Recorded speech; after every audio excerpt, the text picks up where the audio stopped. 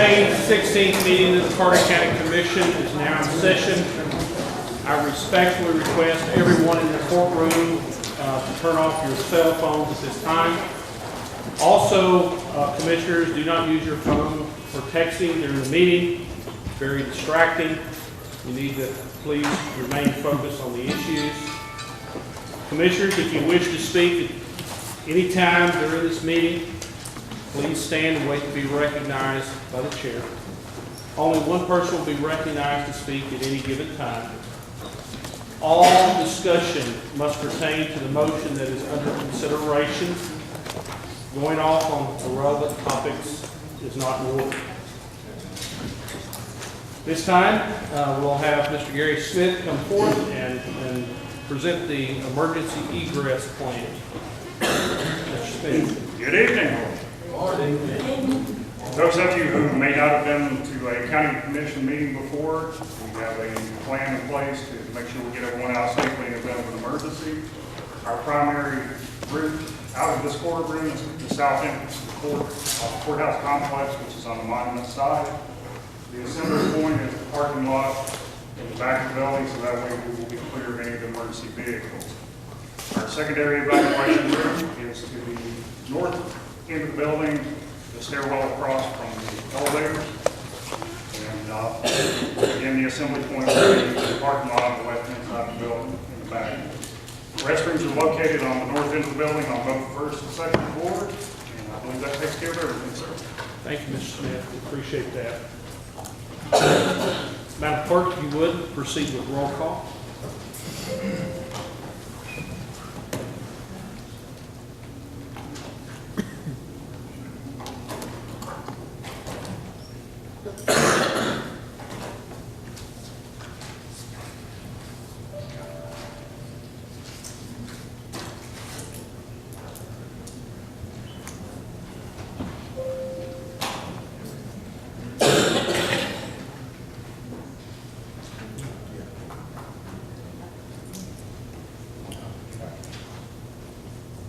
Got a quorum present.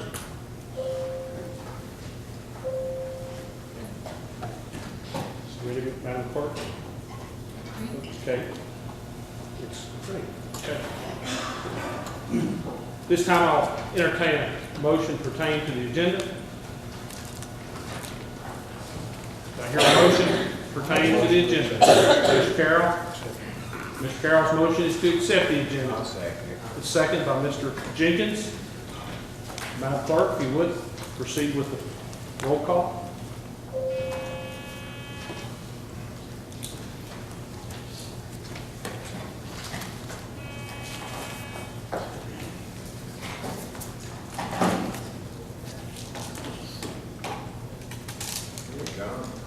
I'm getting there. Hey.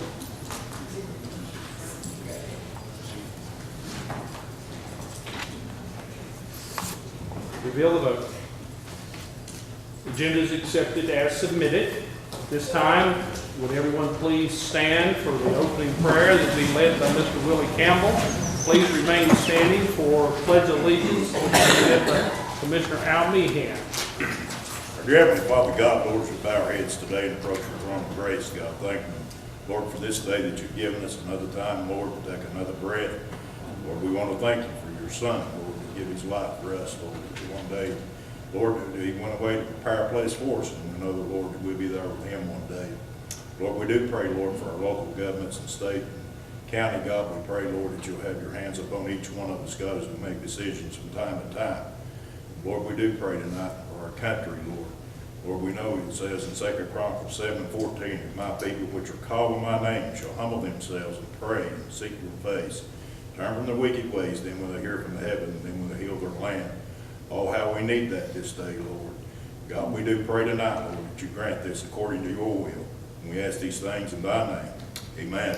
Amen. Pledge salute.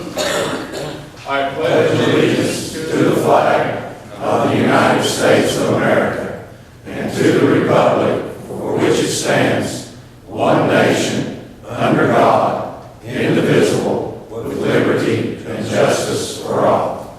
Play ball.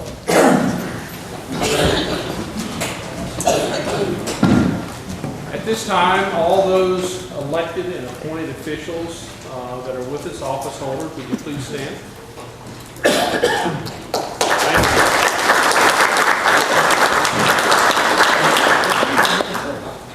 you. We are now at public comments on the agenda. Is there anyone in the audience that would like to address the commission? Anyone? Mr. Livingston, if you would, sir, you have 5 minutes.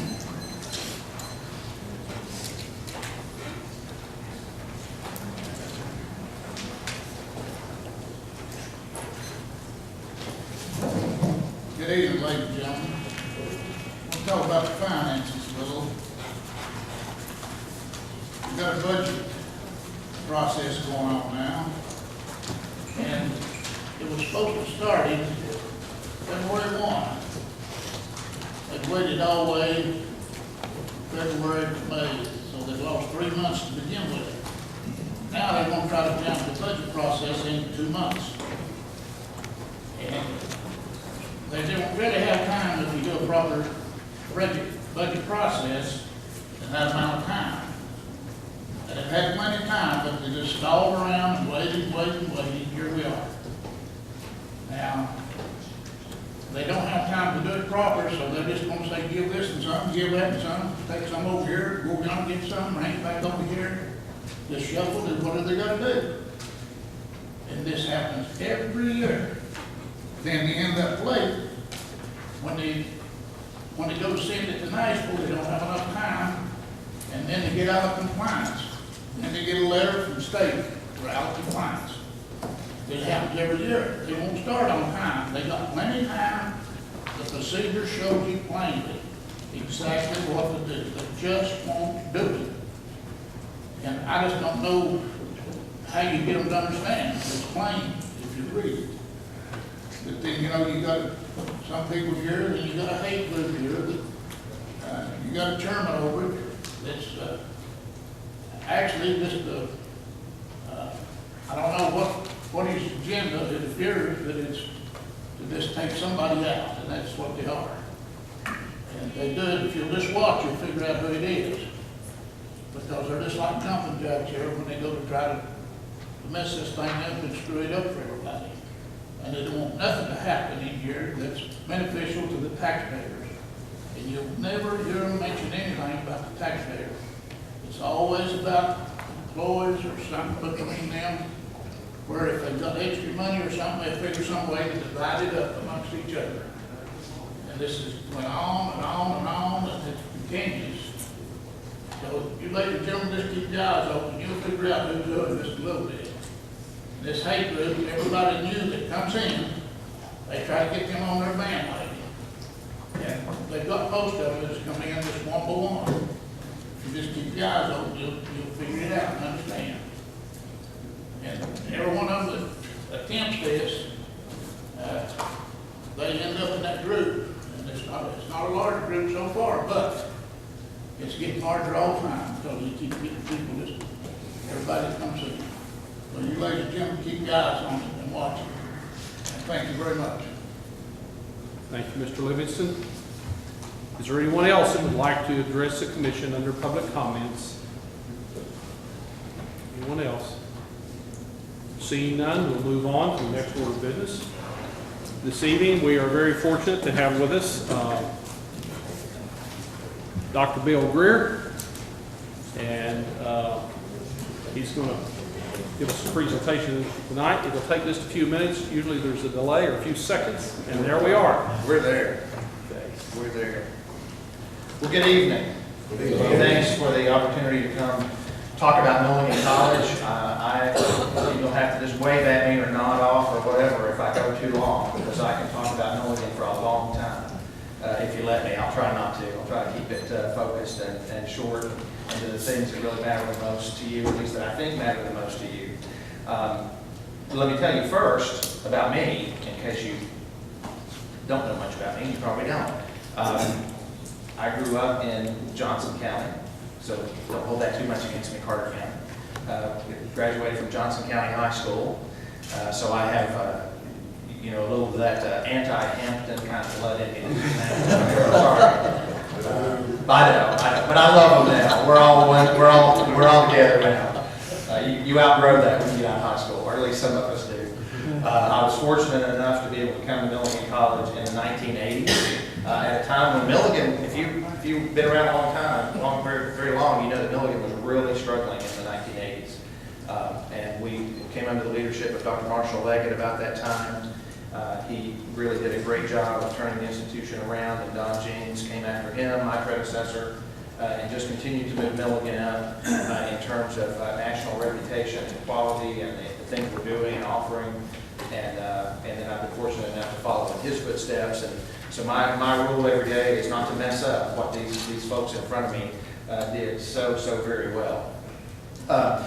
This is a year in which we are really trying to focus on making sure everybody knows just exactly how different Milligan College is. So some of the things I'm going to be telling you tonight, I hope will reaffirm that in your mind. First and foremost, this is a big year for us. This is our 150th anniversary, our sesquicentennial year. It's a hard thing to say. So we have to generally point to the number 150. We were founded in 1866. The Tennessee legislature at that time issued an original charter to what was then known as the Buffalo Male and Female Institute. A few years later, Josephus and Sarah LaRue Hopwood came here from Kentucky. They had been a lot of other places before that, but they came here from Kentucky. Legend has it that Sarah LaRue Hopwood got off the horse she was on and stuck a riding crop in the ground and said, "This is as far as I'm going. This is where we're going to make our school." And it happened to be on the banks of the Buffalo Creek. And legend has it that it actually sprouted and became a tree. And the hopwood tree was on our campus. I remember the hopwood tree. It actually had rotted away. It was nothing but a stump by the 1980s. But believe it or not, it was the hopwood stump. A couple have become engaged to be married at the hopwood stump. I know that doesn't sound that romantic, but to them it was. And there's actually a piece of that stump in the library now. If you're ever interested in one, if you're out of everything else to do one day, come to the Milligan Library and ask to see the hopwood stump. But we've been around a long time. Not very many institutions can claim to have a 150-year history. When the Hopwoods arrived, though, they elevated what was an academy to collegiate status and renamed the Buffalo Male and Female Institute Milligan College. Milligan is named after one of his professors, one of Hopwood's professors. His name is Robert Milligan.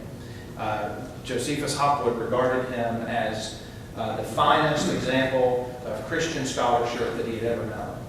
And so it's kind of unique. In fact, it's very unique that a college is named after a professor instead of after someone who wrote a big check to start a school or to donate property or something like that. And I think that continues to be one of the hallmarks of Milligan College, and that is the close interaction and close relationships that are formed between our faculty and our students. So we have a long legacy, a long history to uphold, and we're working very hard to do that. I became president of Milligan in 2011. I'm just about to celebrate my 5th anniversary in the job. It's gone by so very fast.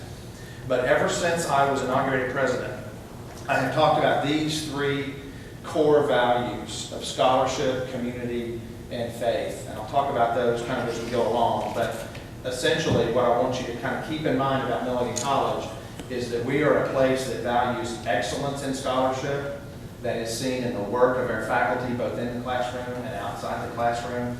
They are great researchers. We're primarily a teaching institution, but they nonetheless are very active in research and scholarly activity. But more than that, they really work hard to make sure our students are instilled with the knowledge that they need from a technical perspective, but also that they're prepared to be servant leaders. We'll mention our mission statement in a moment.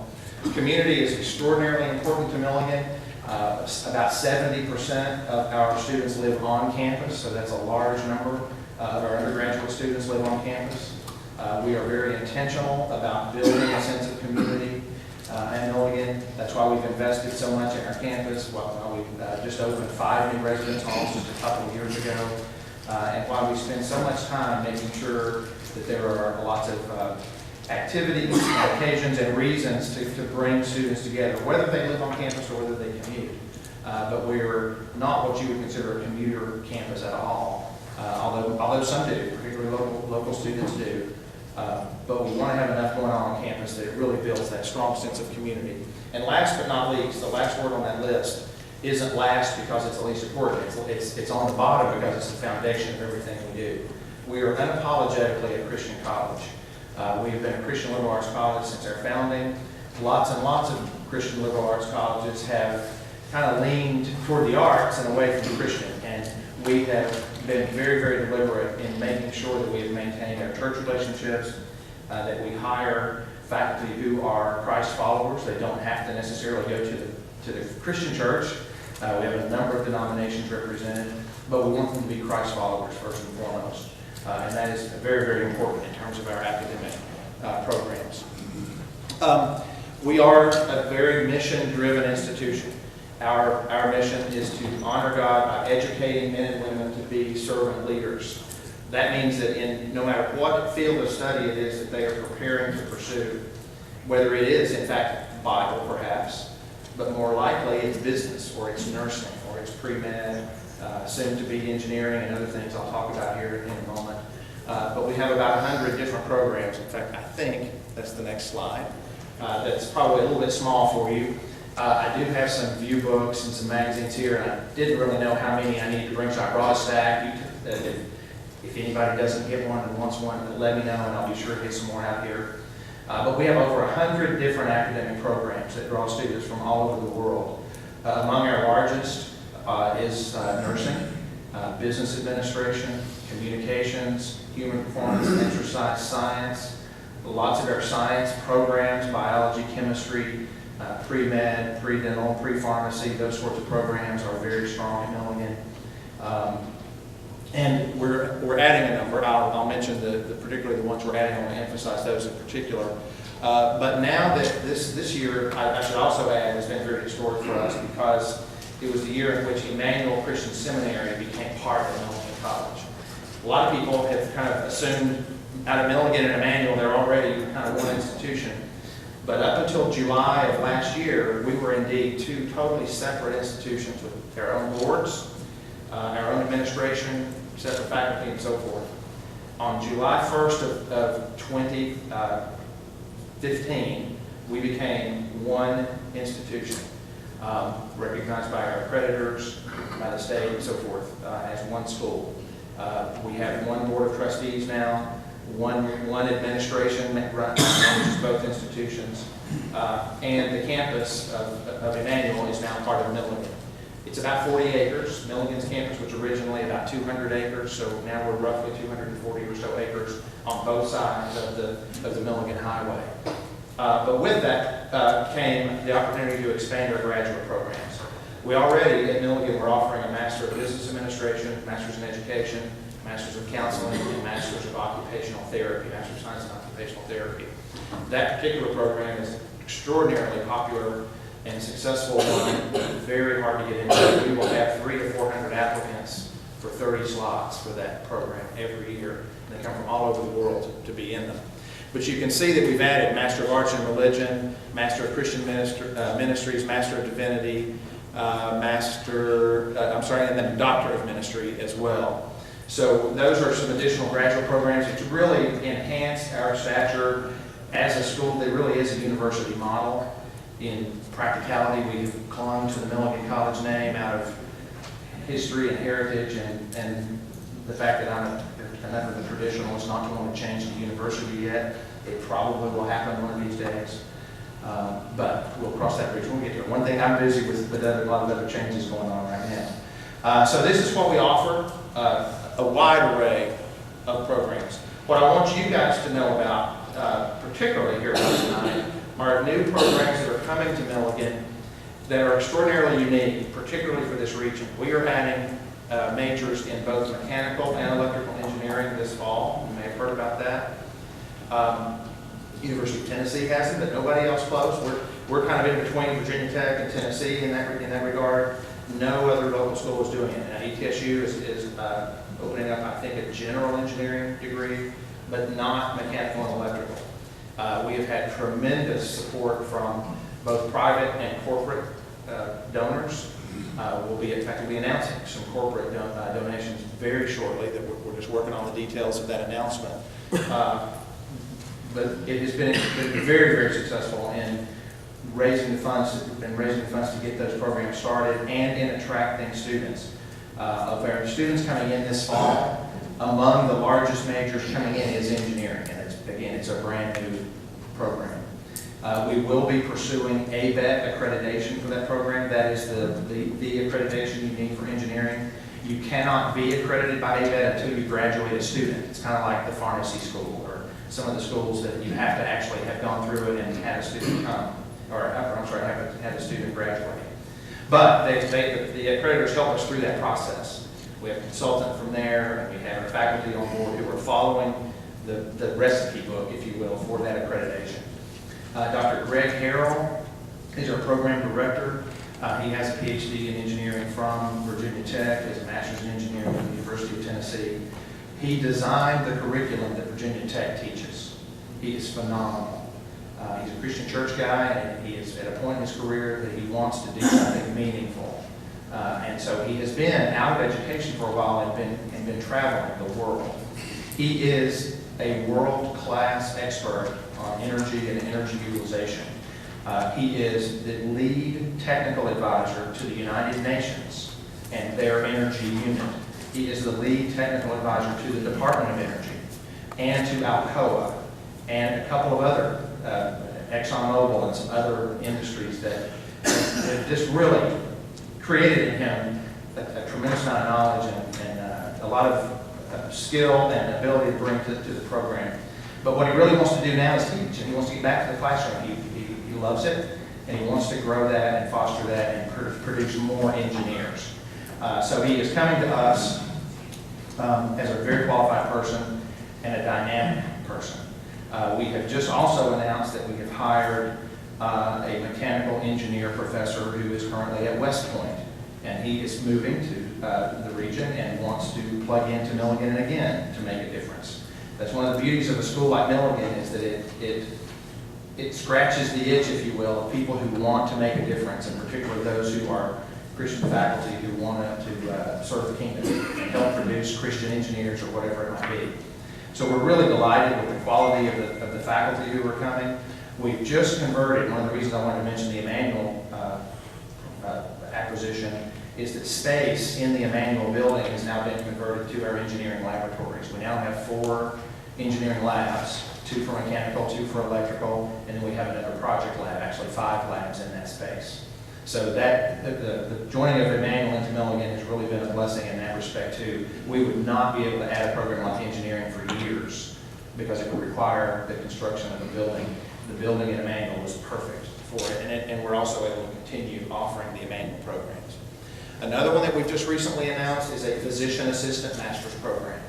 That one has been generously supported by Mountain States Health Alliance and others. We're currently setting up the clinical rotation slots. It takes a lot of them. We will have about 26 slots in this program. We have opened the portal for the admissions. It's a centralized admissions portal nationally that students go to apply. As I said, we have 26 slots. There are currently about 140 active applicants in that portal, and it's only been open about a week and a half. And it's open until October. So that tells you how competitive and how popular that program is going to be. This is a real strong and great addition, I think, to the region's healthcare community. Just a number of stats, and I won't dwell on all of them, but I just wanted you to see a few facts and figures. I've already said we have 100 programs. We draw students from about 35 states and about 20 foreign countries. Our students are strong. They come in with high GPAs. They come in with well above state and national average ACT scores. I've already mentioned that over 70% of them, of the undergraduate folks, live on campus. 1 to 13 faculty-student ratio. And I want to mention a couple of other things down below. Well, I'll mention the retention in just a minute. But I want to mention the job placement. 98% of our students have jobs or have gone to grad school within a year after graduation. And that is a phenomenal and a very strong statistic. Again, I've already mentioned that. Let's talk about sports for a minute, because this is a heck of a week for Milligan sports. Our cycling team just won their second in a row national championship. And I want you to know, and I'm going to look here at my list because they came in ahead of schools like this: U.S. Naval Academy, Duke University, MIT, Furman, ETSU. We love our neighbor, but we like to beat them. Wake Forest, Notre Dame, the U.S. Military Academy at West Point, University of Texas, U.S. Air Force Academy, Dartmouth. You get the idea. I already said Notre Dame, Lehigh, a whole bunch of schools, big schools and small schools all compete together in cycling. And we are a world-class program. We are drawing students from everywhere. And it largely because of this region, the mountains and the trails and the places that they have to do cycling. This is a perfect place. And it has been phenomenally successful for us. My wife and I leave in the morning, first thing in the morning, to go to Lawrenceville, Georgia to watch our girls play softball. They're in the regionals, headed to their nationals, we hope. And then from there, we're going to Savannah to watch the women's golf team in the national tournament. So it's a rough week to be president of the college. But it's all in support of our kids, and it means a lot to them when we show up. So we've had really great success there. Now, I'll try to wrap this up here in a minute because I know you have other business to do. But I want to point at a couple of statistics because I want you to know just how good a school Milligan is and just how important it is for Carter County to be able to say Milligan College is here. The federal government, as much as we love them, they do, I say that a little bit sarcastically, although maybe there's probably a camera, I probably shouldn't. Anyway, they like to meddle in lots of things, as you well know. But one of the things they've been doing is they've been trying to come up with a way that parents and students can compare schools across the board, and that's okay. 3 or 4 of the metrics that they use that are real important: one is retention rate, one is graduation rate, and one is student loan default rate. Those 3 measures are really important, and they speak to how good a job the schools are doing in both admitting the right kind of students, but also in helping them progress. Because one of the big deals now is the cost of tuition and student debt and so forth, and they want to make sure that federal monies through students are going to schools that actually produce results. That they're not just spinning their wheels and getting a few credits and never finishing, but they're actually getting somewhere. Our retention rate across the board is about 80%. That's very, very high. Now, locally, the other private schools, collectively, their retention rate is about 64%. The private national is 79, so we're just a little above that. The Tennessee average is 74, and then the for-profits, we're not going to worry about comparing them. Graduation rate. Our graduation rate is 66%. That compares favorably to top-tier national institutions. You can just look that up. I have a master's degree from ETSU. I'm not slamming ETSU, but their graduation rate is 43%. Locally, the private average, that's King, Tusculum, etc., their average is 50%. Now, this is in 6 years, the percentage of students who graduate in 6 years. So, again, 2 of the key quality metrics, Milligan is head and shoulders above every other school in this region, and in fact, above national averages. So I just wanted you to know that. The one that I don't have up here is the student loan default rate, but ours is about 2 to 3%. National average is 12, 13%, so it's extraordinarily low, and I think that speaks to the caliber of kids leaving Milligan, the kind of character that they have, and the fact that they have jobs, and they can pay them back. Because of that, those sorts of metrics, we're very, very recognized nationally and regionally. You've seen all of the different lists that come out, and we're consistently in U.S. News and President's Honor Roll for Community Service, Colleges of Distinction, and so forth.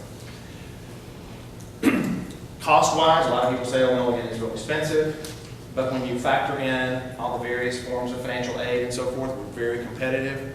We're $7,000 below the national average for a private school. We are $1,000 lower than the other local private colleges, and about $2,100 higher than ETSU, which is not a significant gap if you want the private education, the smaller classes and smaller community and so forth over the larger. And you can see some of the other. Our Reuben Board is actually lower than pretty much everybody. Fewer of our students borrow, and they borrow less than the national average. So that, and again, there's some mention of our default rate. So again, it's a big year for us, and I think that we have, over 150 years, we have demonstrated quality and integrity. We've added the kind of programs that support our mission. We bring a lot. We talked about, one of my colleagues, I guess a couple of weeks ago, talked about the economic impact of Milligan. It's somewhere around $100 million a year based on our annual budget. It's significant. We're the 10th largest employer in the county, and we bring a lot of kids from out of state and out of Carpenter into this community to live, and many of them will not go back home, and that's because this is a better place to live than where they came from. And I think that speaks again very highly of this region and what goes on here. So we're proud to be part of this community, delighted that we're part of Carter County and get to serve all of Northeast Tennessee from here. It means a lot to me, being from Johnson County, that I get to do something I love so much, so close to home. It's been part of my grandfather actually went to Milligan over 100 years ago. He was on the baseball team in 1915. My mom went to school at Milligan in the 50s. I met my wife at Milligan in the 80s. Both of her sons have graduated from Milligan. I have an 8-month-old granddaughter. She will be at Milligan if I have anything to say about it. So I told my son, you're a 4th generation. You got to make it 5. You can't be the end. So I'm happy to answer any questions that you have about anything that I've talked about or anything maybe that I've left out. Any questions? We don't get any tax. We don't get tax money, so I don't ever come over here asking for tax money or budget relief. I will if you'd like me to. If you miss me or anything, I'll be happy to come over. Yes, sir. Would you like to comment on the V-10 program that the Navy had? Yeah, the Navy V-12 program. You were close. I think it was the V-12 program in the 40s. Milligan was the only college during World War II that completely turned its operations over to the federal government. At the time, a lot of the men were gone to war and schools were trying to stay open. But we turned ourselves completely over to the federal government to be used as a naval training center. So we were, for about 3 or 4 years, used as a naval training base. The only water that we had was Buffalo Creek.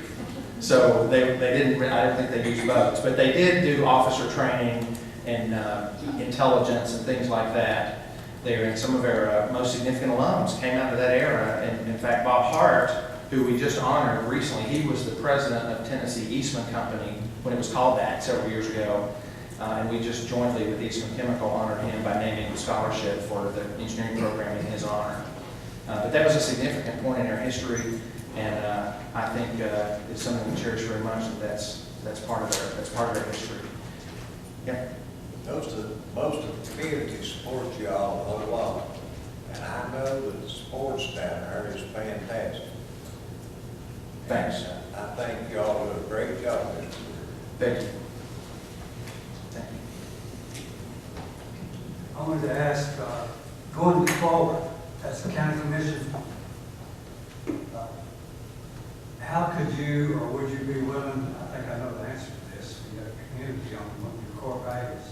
How could we approach Milligan in terms of some kind of initiative, if we see any opportunity down the road on those initiatives? Sure, and we've made it clear. We've talked to the mayor before. We've talked to some of the other commissioners. I think on the education committee, although it has more than that, but it's the one that includes education.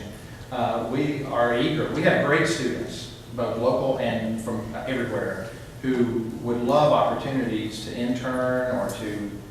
We could probably think of a dozen ways that we could partner to get for you to benefit from what we have and for us to benefit from what you have. Whether it's government, involvement and county government, the city government, whether there are businesses represented here that would benefit from Milligan students, whether Milligan itself, the business program or the communications program, could help facilitate county communication and promotion for tourism or whatever. We've made it clear that we are happy to help with that. We've also made clear we don't want to get political about it. We don't want to be on one side or the other of arguments, but or disagreements or whatever.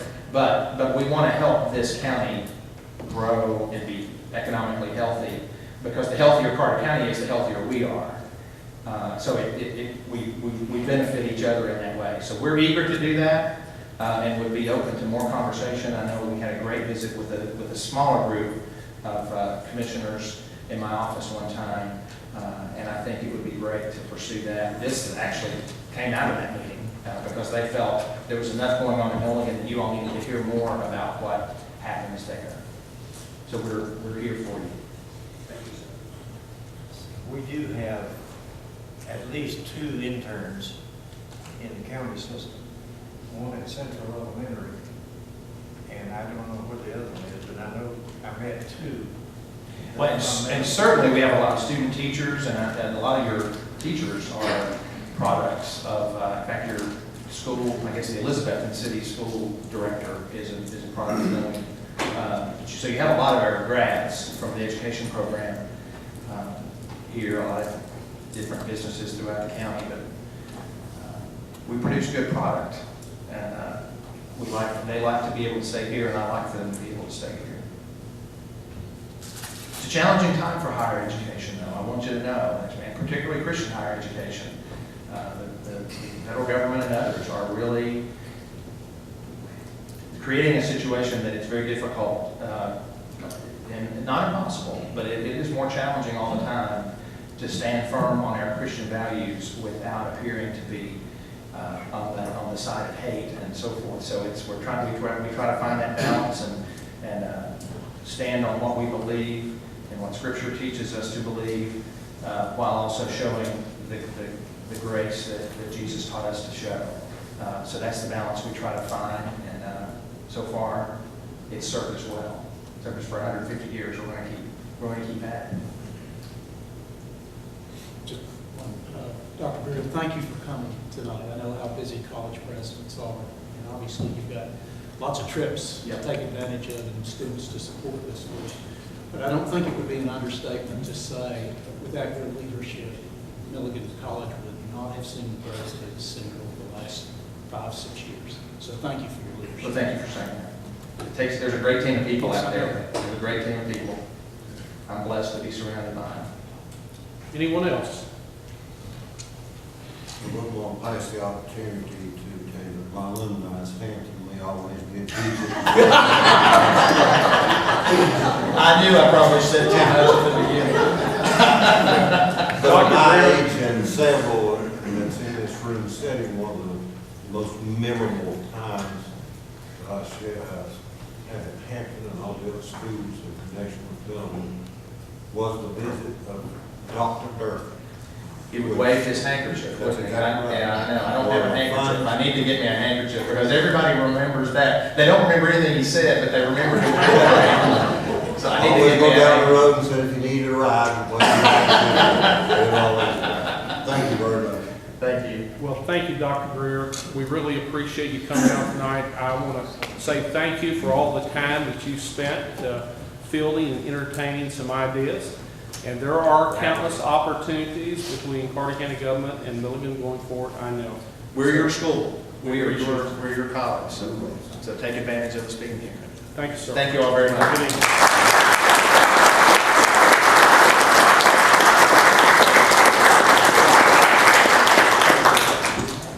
Okay, the next item on the agenda is Mr. John Mantle. Mr. Mantle.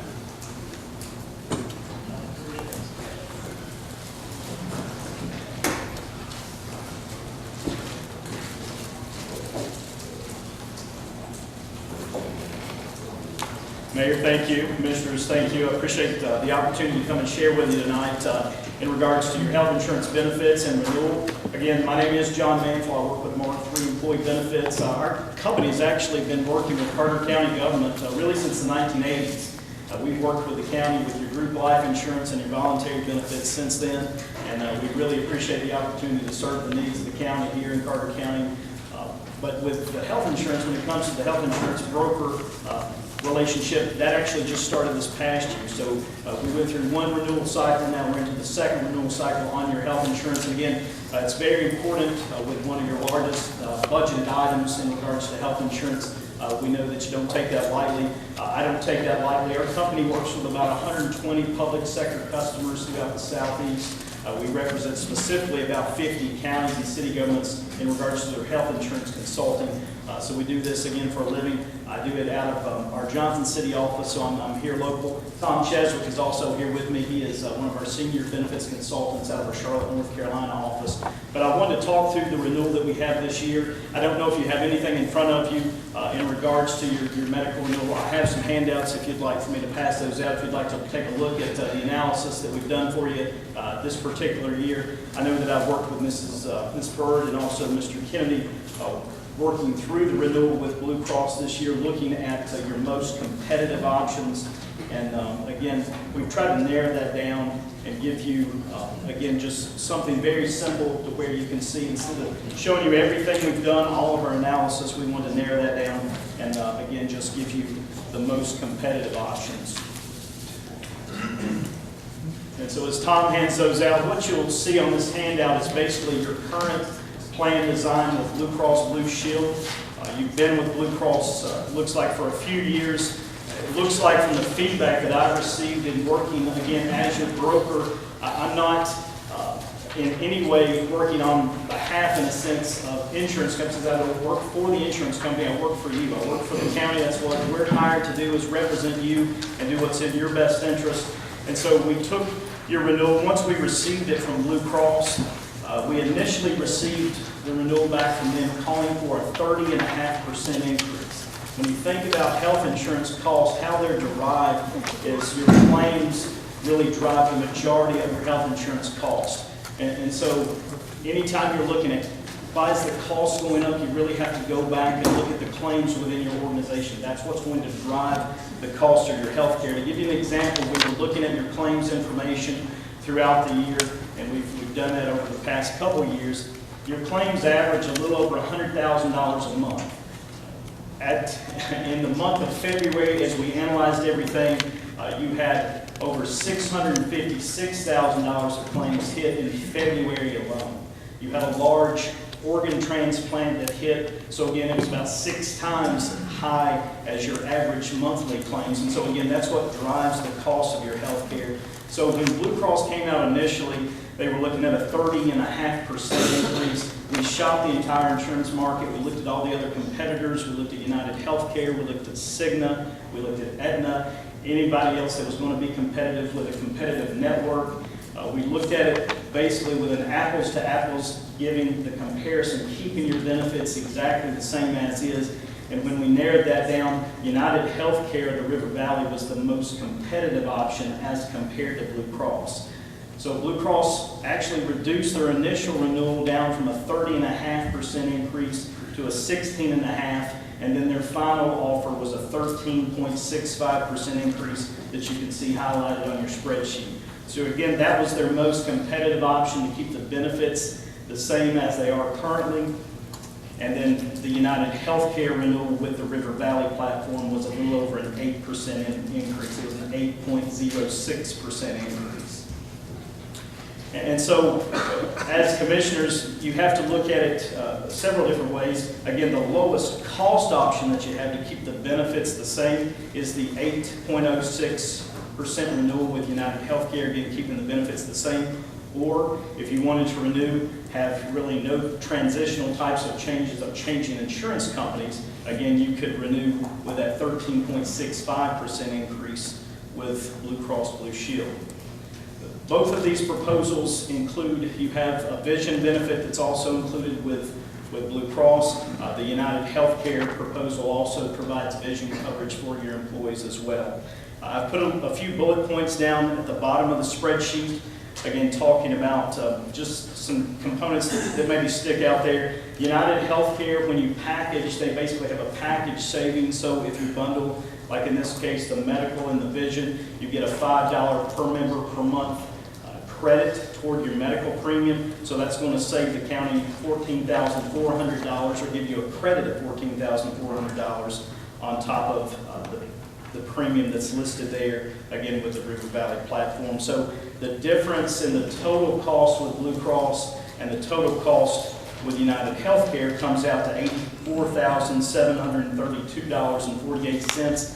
That's the straight across the board savings specifically on the medical. If you add the savings with the vision, that's $14,400 for a total of potential savings of moving or transitioning to United Healthcare of $99,132.48.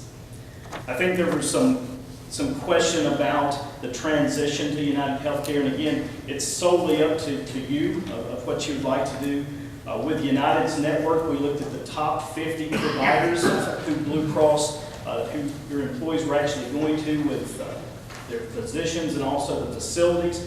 Again, we looked at the top 50, and it was an exact match with the United Healthcare network as it was with Blue Cross, so there's no disruption in the network. Employees can continue to go to the same doctors, and it be considered an in-network benefit. So again, there's nothing to worry about from a network perspective. I heard some questioning, I guess, about referrals. Is a referral required with United Healthcare? It is not. You go to the doctor you want to go to, so there's no referral required about that particular plan with United Healthcare. The River Valley platform is a local platform with United Healthcare. United Healthcare is actually the largest nationwide insurance provider. Blue Cross of Tennessee is actually a smaller provider because it's only for Tennessee. Blue Cross has companies in each particular state, and so again, United Healthcare is a larger provider, if you will, than Blue Cross. When you think about the comparisons as well, I always think about transition. It's never exactly benefit for benefit. Some of the drugs may fall in a different tier. So, for example, you may have a generic drug with Blue Cross that may fall under a brand name drug with United Healthcare. So you will have maybe some nuances. It'll be minimal, but you may have some nuances with the transition to another provider. Of course, you would have to set it up. If you move from Blue Cross to United, you'd have to set up billing. The employees would need new ID cards. And again, you would have to have communication and enrollment meetings to give the employees all the information and talk and discuss about the nuances of the coverage change. But it's something that most counties are faced with today. They're faced with the challenge of, again, increased cost with health care.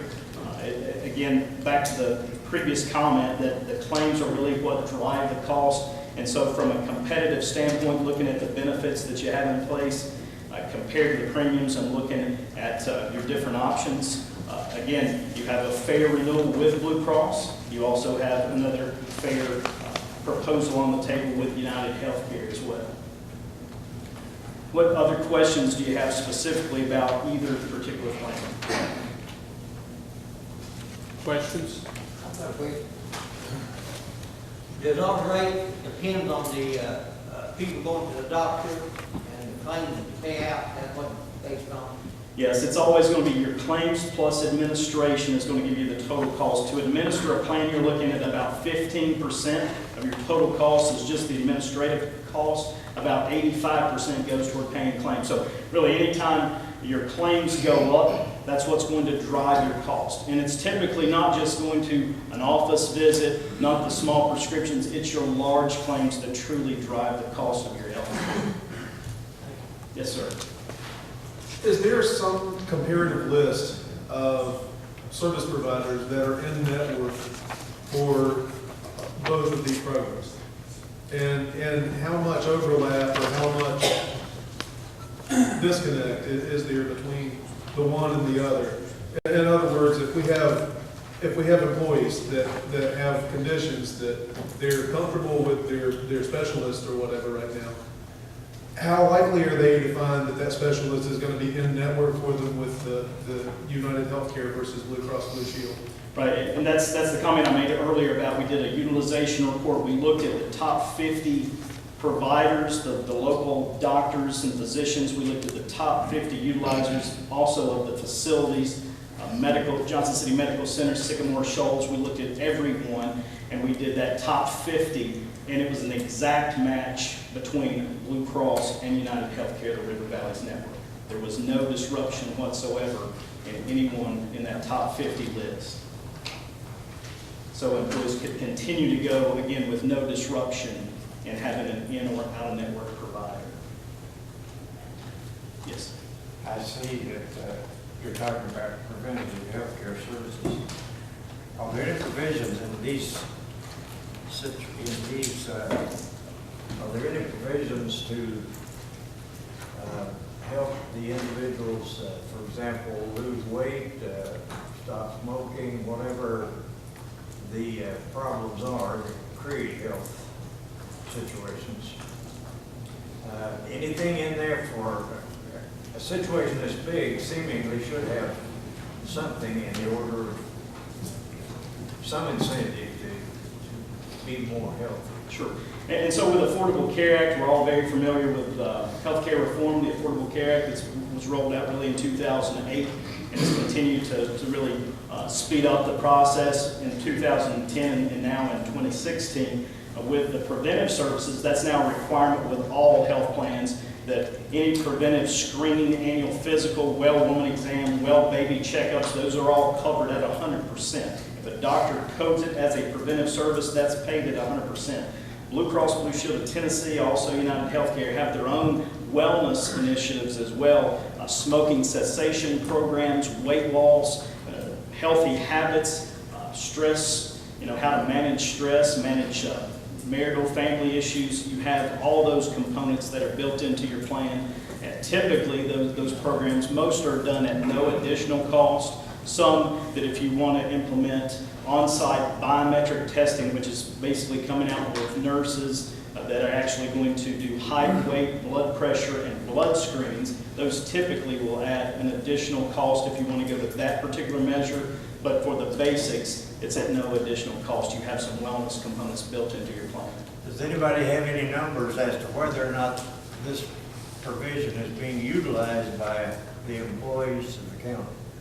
We could definitely look into the reports with Blue Cross to see how many employees are actually using their preventive services and their preventive screenings, and I can definitely report back to you on who's using those or the percentage of employees that are actually using those. And that's what you want to do, and I think that was the part of healthcare reform. There's a lot of good components there to where if you can catch something in a preventive stage, if you're going and having an annual physical, an annual checkup, hopefully you catch something before it's full blown into a chronic or a catastrophic condition. Mr. Manford, when you looked at or mentioned your comparisons a few years ago, you included Mountain States or Johnson City Medical Center and Sycamore Shoals. Did y'all expand that comparison maybe to the Wellmont system? Because we do have a number of folks that have physicians or providers in Kingsport or Bristol. Yes, we looked at the top 50 providers. Duke University was actually the top facility that had the most payout of employees that had services. It was actually Duke University. So your largest claimants were going to Duke. You had a lot of services, of course, at Franklin Woods, Mountain States, Johnson City Medical Center, Wellmont up in Bristol. So again, all of those facilities, of course, are considered in network. Anyone else? Mr. McQueen? I've got a few, if no one else. Will there be any changes to deductibles with a switch to United Healthcare, or is that comparably the same? No, the benefits in front of you on the spreadsheet, going again from left to right, everything, your office co-pays, your deductibles for individual and family, your co-insurance, which is your out-of-pocket maximums for individual and family, emergency room, pharmacy co-pays, everything is staying exactly the same. What of their progress that they've made towards deductibles? Will that remain, or, I mean, obviously it's not going to matter too much, but maybe a month's time before we hit renewal, obviously, but would that stay during that Yes. time? Okay. And I'm trying to go through my questions and cut out the ones you've already answered, so just a little. In the statistical analysis that was provided to us earlier today, did that look at, you said cost, the top 50 costs, did that look at only major providers or also private doctors? That looked at private doctors. Okay. In regards, this is just through research, it was my understanding that through the PPACA that all entities across the state started out at over 30%, and basically you're saying that our payouts are what drives it as high as it is from the bottom, not necessarily from the top. Yeah, when you look at PPACA, again, you're talking about some individual plans and you're mixing in exchange plans, marketplace. We're talking about specifically, when you're talking about group benefits, you're really a standalone group on your own merits. You're not in a pool with any other organizations, any other entities, like the school system in Carter County would be a part of the local education plan, which is the entire state pool. This is totally different. This is based on the premiums paid by Carter County and the claims that have been paid out. Gotcha. So we were talking earlier, you had mentioned about tiers and prescriptions. I've noticed also, kind of strange trying to cover all of insurance in a week, but is there a tier-based system based off of medical professionals as well with United? Is that also true with Blue Cross Blue Shield? Because they weren't as open on their information. So If you can repeat your question about tiering, there is no doctor tiering, for example, about having to choose a different or a lesser provider or a tiered type of doctor. Gotcha. This is off of their website. It says, for instance, this one entity, this hospital, United Health Premium Tier 1, whereas I didn't find anything comparable in Blue Cross Blue Shield to compare that to. So what is that referring to, I guess is what I'm asking. That's going to be unique to United Healthcare. Again, your network right now with Blue Cross Blue Shield is called the Network S network. It's specific select doctors within Blue Cross. You would have Healthcare Select, basically a United network that has its own doctors that are in network. And again, we've already done the analysis. There is no difference between the doctors, again, that are being utilized on either plan. Okay. One of my concerns, and this is just, I went and talked to every county employee I could, and what they had mentioned was situations where we have an in-network hospital, they go in for whatever surgery, obviously they don't have a physician that they pick out, and they get an out-of-network doctor. What is your experience in your, obviously you've been in this field for a long time, what does your experience tell you our risk would be with United Health versus Blue Cross Blue Shield in that regard? In that regard, it's going to be exactly the same. I've experienced it personally. You go into a hospital to have a procedure, the hospital is in network, the person that comes in and gives you the anesthesia does not fall into that particular network. When you're laying there in the hospital bed, you have no say whether they're in or out of your network. They're just sticking the needle in you. Okay, so again, you can work through those issues, whether it's with Blue Cross, whether it's with United Healthcare, but in a lot of cases, they have the capacity, if they do not participate, they have the capacity to do what's called balanced billing. It can happen with Blue Cross, it can happen with United Healthcare. That's why it's so important to be empowered and basically to think about being a consumer of healthcare. We're all consumers of healthcare. We have to be the one to have that conversation with our doctors, our providers, truly on the front end before you get on the back end and get that bill, and then you're trying to work it out on the back end. But it does happen all the time with all the carriers. Yes, sir. In regards to pre-existing conditions, if they're receiving treatment and are receiving payouts on Blue Cross Blue Shield and we switch, what does that transition look like if you switch to United Health? Yeah, the transition of care there is, you'll really see a seamless transition of care. You could have someone going through chemo treatment, you can have someone going through or on the transplant list. That's going to be seamless with the Affordable Care Act as well. You can no longer, you can never, and especially on a group platform, you can never exclude for pre-existing conditions. Carriers have to provide coverage. Gotcha. I understand that was one of the new regulations, but I hadn't seen that. Obviously, we've not transitioned in a while, so I've not seen that. Another thing is regards to family coverage, and that was a main concern of a lot of people here. Covering spouses or family, would that change switching United versus Blue Cross Blue Shield overall cost? Not from a premium perspective. You can see the premiums that are listed and the cost. This is something that every county that I deal with, every city, every school system that I deal with, this is the challenge that everyone faces. To cover dependents, the number one priority for most employers is what can we do for our employees, not necessarily the dependents. I know it's still a challenge because you want to try to help that employee cover their spouse or cover their children as well. You can see what the costs are based on, it's really based on how the employer funds it. Right now, the county's funding the way you are. Some counties choose to fund an additional cost toward dependent costs. That would be totally up to the commissioner who chose how to fund it and put more additional dollars toward family coverage.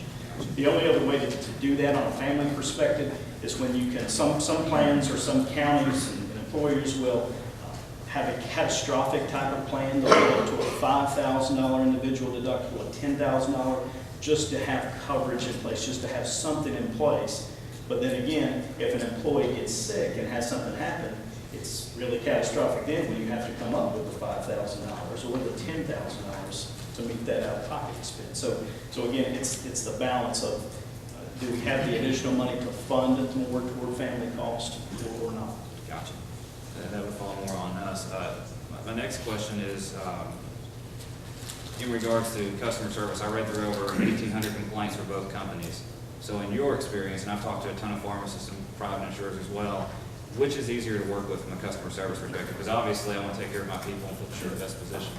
Yeah, it would be, again, I work with a lot of different carriers. I've had issues with United in the past. I've had some with Blue Cross. You get carriers that you're more familiar with or that you like dealing with. Sometimes it's just personalities. So I have likes with United. I have likes with Blue Cross.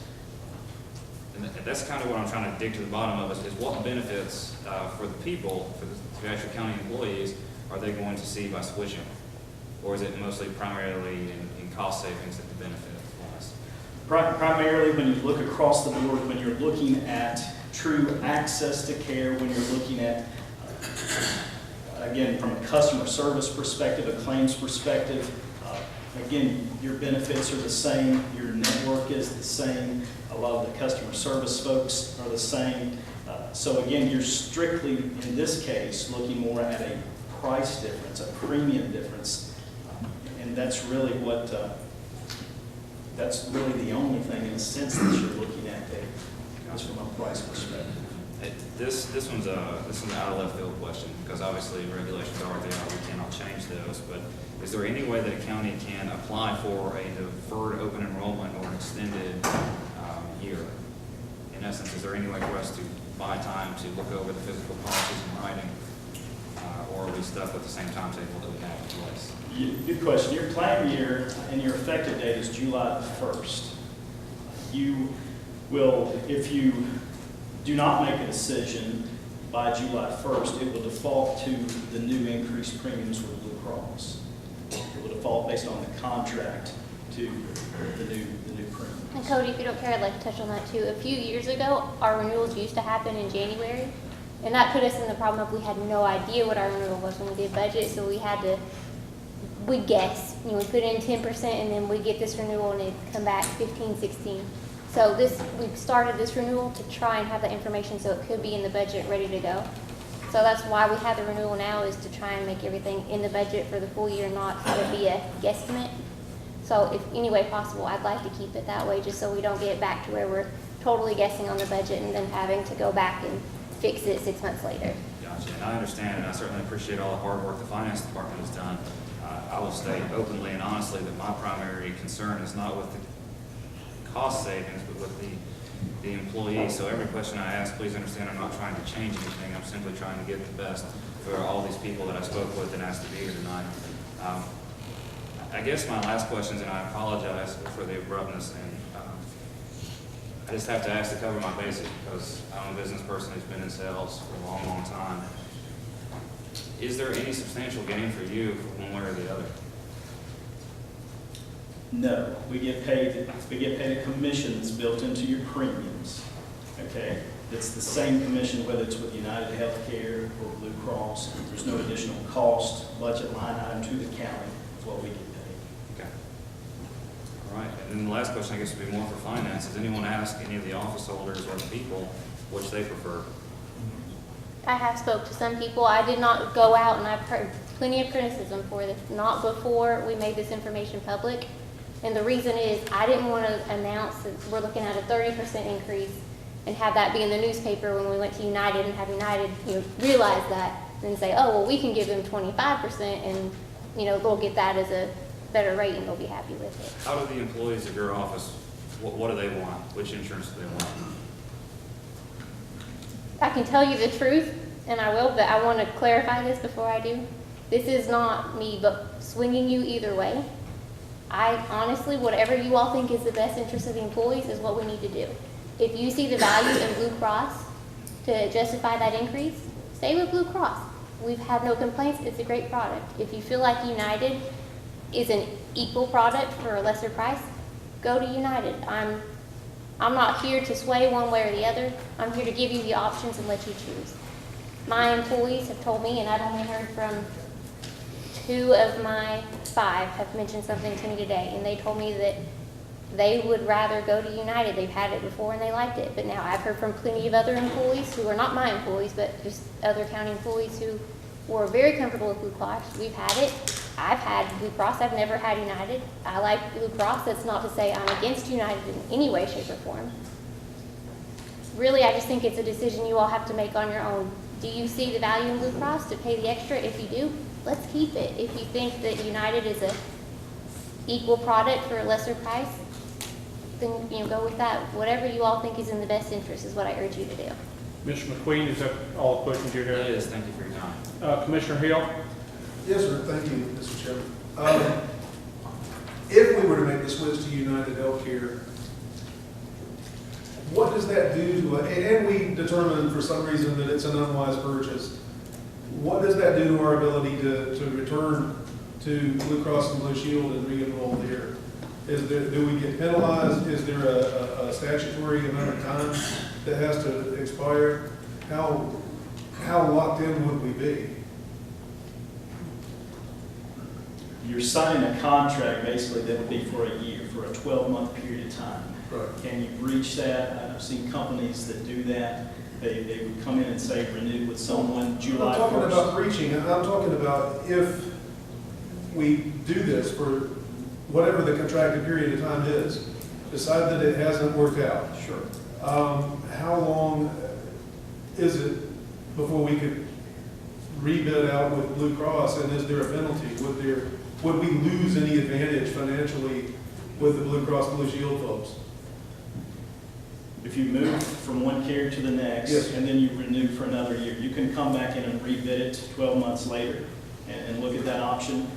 Blue Cross may look at it and say, we may not be interested, or they may say, we're very competitive against this. We'll rebid and want to be competitive and want to write the business again. Commissioner Lyons? Yes, sir, I wanted to ask you a question about deductible. If the switch is made to United, does the employees have to go back and start at 0 on their deductibles to meet their deductibles again, or will that transfer over? No, again, I think that question was addressed. We'll make sure that they have, if the deductible, I'll need to verify this too, Krista, about if it's a calendar year. It's a calendar year deductible. It's a calendar year deductible. So what we need to do there, based on that question, is we'll have to give credit. We'll have to get anyone that's met X amount toward their deductible for this calendar year, will get credit going on to the new plan if you make a change. Okay, thank you. Commissioner Tester? We had a few applications. Years ago, you said the doctors covered this. We had United Healthcare. You could almost, no doctors that would take it, and then they were real particular on what types of medicine they refilled. It was a nightmare. And we were so glad to get out of that contract with United. So I hope these commissioners will consider these county employees and stay with Blue Cross. Commissioner Campbell? I spoke with the employees at the highway department, and Shannon Burgett and Roger, Mr. Acuff even got a chance to talk to a lot of them. And I like to say I've been with Blue Cross and Blue Shield for a long time, and they're excellent people. They pay, and they've got their doctors on the list, and you don't have any problems out of them. And I know they've spent over $500,000 on me. And I know I just got a bill here, ain't been long ago, for $400,000. And they paid every penny of it. I was not one dime. So if you can beat that, then I'm for you. Is there anyone else? Commissioner Johnson? Sir, if there is a switch between Blue Cross Blue Shield and UHC, address the existing health conditions of the employee. If the switch goes, do they pick up from where that employee stands with their health condition? Yes, there will be a very smooth transition of care for anyone. Again, there's no pre-existing conditions held against anyone. The new provider would have to pick up and continue on that care for that individual. Between the two policies, which one was the worst in their claim, denial, their payment, and their denials for treatment or for specialists?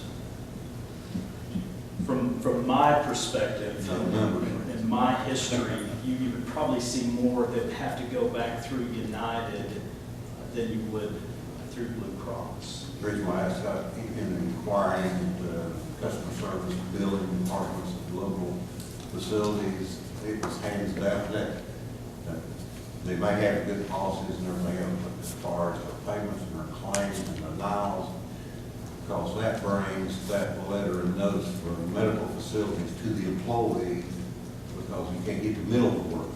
And they said that hands down at United was horrible compared to Blue Cross Blue Shield. I mean, their health is taken care of, it's just that monetary and all that paperwork. Commissioner Grindstaff. Two things really quick. One thing is, I spoke with a lady that works in the billing side of the health insurance. And she cautioned me real closely to watch between Blue Cross Blue Shield and United, simply because they had, from her experience, she has a lot of issues in getting United to pay different claims and different things whenever using the hospital care. She said she doesn't have nearly as much issue whenever it comes to Blue Cross Blue Shield. They're usually right on the spot. No issues taken care of. United has given issues in the past. The second part of that is, you know, done a little bit of research on United, and of course, you Google United Healthcare, and the first thing that pops up is they're pulling out of all these different marketplaces. You know, many states, too many for me to remember to mention. You know, how's it going to affect United, do you think? How does that affect us? How does that kind of fit into the whole grand scheme of things? You know, that's kind of scary, I guess, when you look at it, oh, we're going to look at United. You know, oh, they're pulling out of this and this and this and this. Granted, to temporary insurance, I understand that, but still, that's a concerning question. Right, at the end of the day, insurance companies are in business to make profit. They're business. And so they look at their overall book of business, and in that case, United looked at their exchange business and were losing money. And so they decided to make a business decision that was in their best interest and cut their losses and get out of that. I saw that happen in Blue Cross North Carolina, same thing, just right at the state line. They did the same thing because they were losing hundreds of millions of dollars, and you cannot continue to do that and stay in business. Commissioner Hill. Yeah, okay, I'm not a county employee, so I don't have a dog in this race, personally. That being said, I did canvass every office in the county today, every one of them. And Ms. Bird, two of her staff did say that they would prefer the United Healthcare. Every other office, every other employee, asking them what they would prefer if they were given a choice, they all stated the Blue Cross Blue Shield. I just wanted to put that out there on the record. Commissioner Jenkins. Do we have any negotiating room with Blue Cross? I mean, you as our broker, could you go back and say, we're thinking about going to United? And that's the thing, I mean, as your broker, Krista and I have worked together really for about 2.5 to 3 months on this. Again, it started at 30.5.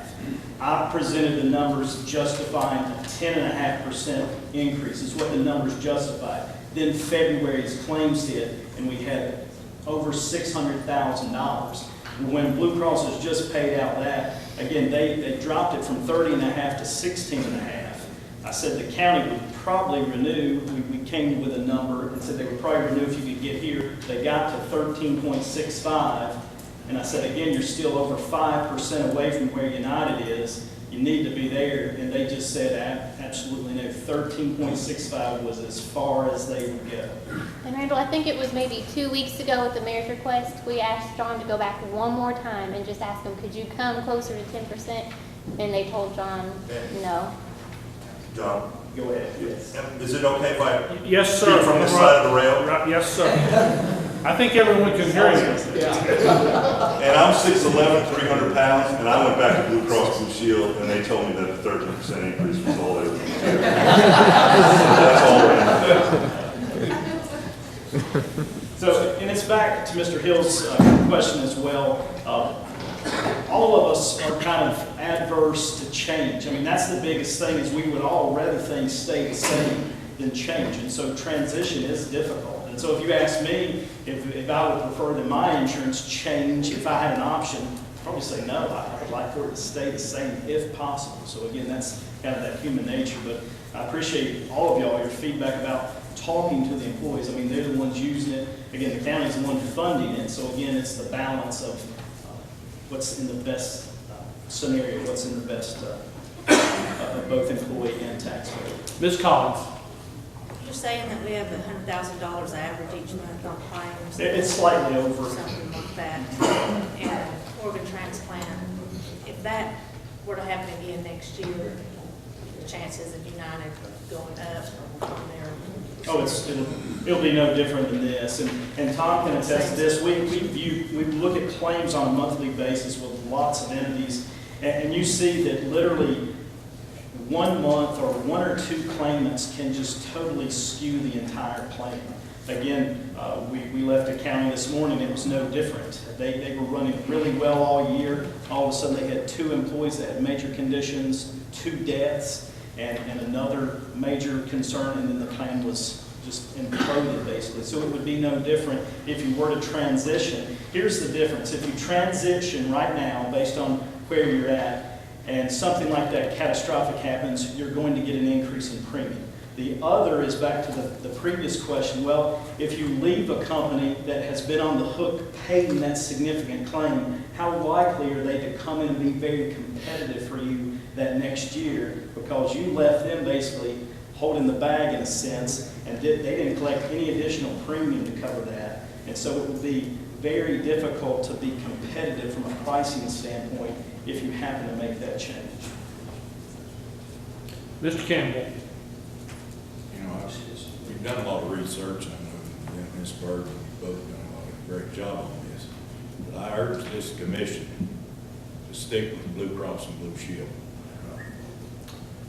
Any other questions for Mr. Manful, directly to Mr. Manful? Thank you, Mr. Manful. Appreciate that. Now, with that, in this presentation, what is the desire of the commission? Mr. Tester. I'd like to make a motion that we go with Blue Cross and Blue Shield. Second. Mr. Tester motions that we stay with Blue Cross and Blue Shield. That is seconded by Commissioner McQueen. At the additional 13.65%, approximately $99,000. Any discussion? Mr. Mayor. Mr. Lewis. Mr. Tester, where does the money come from?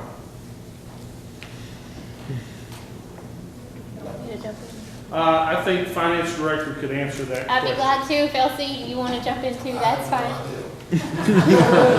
As you all, I would assume all are aware, I had to put a number in the budgets for this year.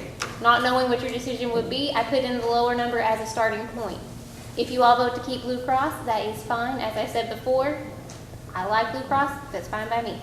I will simply have to go into those budgets and change that insurance rate. Now I'll have to take those budgets back to the office holders. Some office holders will want to try and recoup those costs within somewhere else in their budgets. Others simply can't. It's just the nature of how your budget is. So I'll take those budgets back to all the office holders, let them look at it, see if they want to change anything, or if, like in my case, it is what it is. I don't have room in my budget to move it to cover those costs. Others do, and that's great too. We appreciate it because it saves us from having to have that additional increase. So that's where it will come from, John. We'll see it in the budget process, and I'll present that Thursday night if that's what you all choose to do. Mr. Lyons. Mr. Mayor, I was going to save this for my financial management report, but I think it's important for me to say it right now. Okay. After attending the last budget committee when this was discussed, I felt a real need the next morning to go as quickly as I could to the financial department. I spent 2 hours with Ms. Bird, and the reason I did that was there was a lot of stuff going around that there was something maybe under the table, I don't want to say, something a little bit secret going on, so I wanted to clarify it right away as chairman of the Financial Management Committee. Because if there's something going on, I wanted to know about it so I can make the report. Because all of us has that responsibility to do.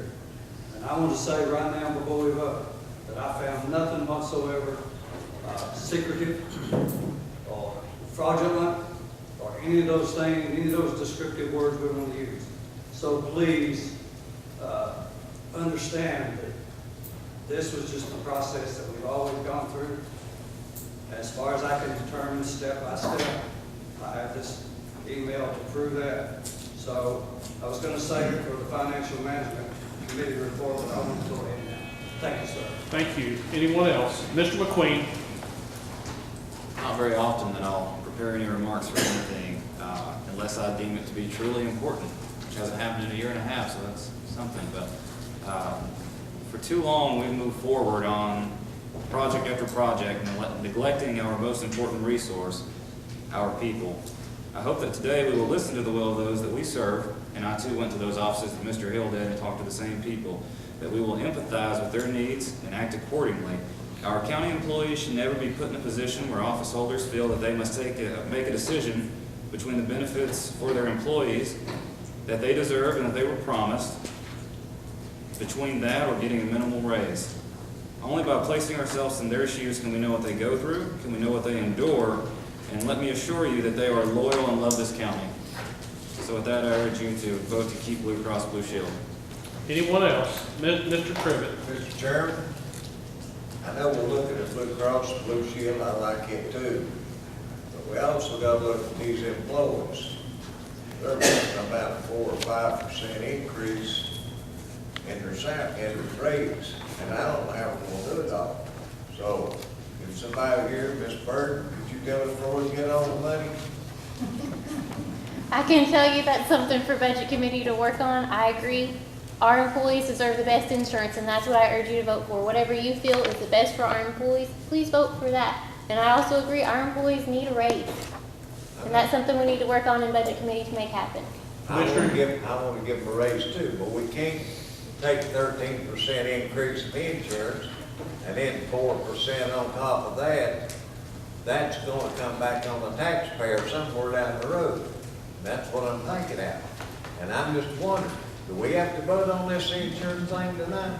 We really do, and the main reason is, Ronnie, because if you choose to change, you have to have the open enrollment period very soon, so your employees have the time to make that seamless transition. Because if we do it next month, there won't be time for employees to come in, find out what their benefits are, get signed up, get their insurance cards, and be ready to go July 1. Commissioner Hill? Yes, sir, thank you. Again, I talked to many offices today. There were statements to the effect of given a choice between a pay increase and changing the medical benefits, they would take a smaller increase in the pay in order to, and this wasn't all of them, certainly, okay, but this is very important to them, especially the older parties. And I would also point out, as someone who's had a chronic condition, choosing a doctor is kind of a very personal thing. And once you have a relationship, especially if it's a situation that's ongoing, being forced to make a decision to possibly change physicians because of an in or out of network situation. One of the parties that has confided in me stated that they see a physician in North Carolina somewhere and that they have checked, and that physician is definitely not in the United Healthcare Network. We haven't treated our employees so kindly in the way of competitive wages over the years, and that's just a matter of public record. I really think that we do, there is appropriate spending and there's inappropriate spending, but in this case, it's a very sensitive matter, and we would be investing in our people. And that's just the way I see it. Thank you for the time. Commissioner Tester. Thank you. To answer Mr. Trivett and Mr. Lewis's question, if I may, you heard what they said. If this coming year we go to United Health and we have a large increase, and then they come back next year with a contract because they paid this out, and they're gonna have to increase it. You know, they showed what I saw on the internet where they pulled places. And one reason I said that, not the only reason, but one reason, I think for the financial stability of the county, because we've been with Blue Cross, we know their record. And you know, we gotta look at this, that we could we go somebody else and something happens beyond anybody's control and there's a large payout, you heard what the men said, then they could, next year they may raise their premiums 20%, and then we try to get competition back with Blue Cross or somebody, they may not be raising the bidding. I think it's the safest thing for the county to stay with it. Yes, and I'm not trying to pat myself, because at the end of September, I won't be covered under this insurance. I'm only going to be covered under it for 2 more months. So I'm not trying to do anything for myself. I'm retired the last day of September, and my insurance is gone. County insurance. So I'm not trying to do this for myself, I'm trying to do it for the employees of the county, and not so the stability of us as a county commission. And looking at something because Blue Cross has a record, we have a record with them that they're a stable company to deal with. Commissioner Von Cannon. Before we do something illegal, on April the 19th,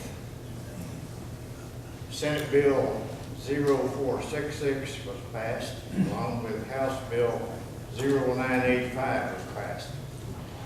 As amended, it would not allow an employee, member, or a county commissioner who is married to a county employee to vote for any benefit or pay raise improvements directly impacting the commission.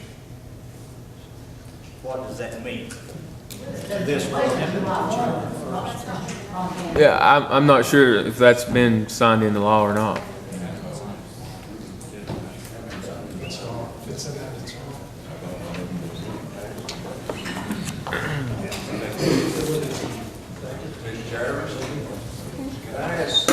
One second, sir. 1 second.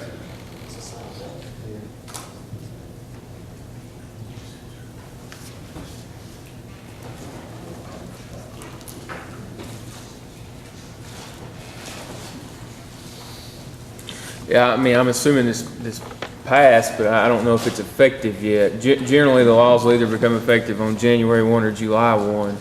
If this just passed in April or March, I'm not aware of it being effective yet. If it is, it probably will be July 1.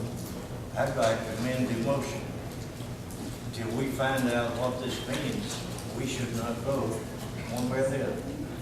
We really need to vote, Mr. Moncannon. I don't know if this is something Attorney Harden could look up for us during a 2-minute recess, or if you need more time, but like I said, because if we do change, which we're leaning towards the other way, and like I said, either way, that's your all's right.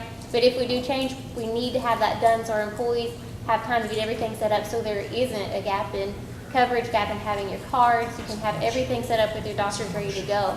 Because if we don't change until next month, there will be an issue with changing. Mr. Chairman. Point of order. I don't believe insurance, which is required, is on the same level as in Nuremberg. You understand what a Nuremberg is? It's also a benefit, as stated in the law. But it is something that's required that people have. And I don't see that impacting or being a conflict of interest to make sure the employees have health insurance. Thank you, Mr. Meehan. Mr. Ward. I'd like to also say I got up this morning at 8 o'clock and went out and talked to every department in this county, and they are all in agreement, except for 2 people, of about 100 people, that Blue Cross is what they wish to go with. And I think for once in this county, we need to take care of our most valuable assets. That's our employees. Mr. Peters. Mr. Chairman, we have a question on we have a motion and a second. I'd like to call for a question on the motion. I would like to wait till Attorney Pardon renders an opinion on this, if you don't mind. We have the duly made motion and a second, but we have a legal issue that's been raised, and only Attorney Hardin can do that. Mr. Hardin, how long do you think it would take you to this evening, or is it possible with? Yeah, I'm trying to look at it right now while we're talking.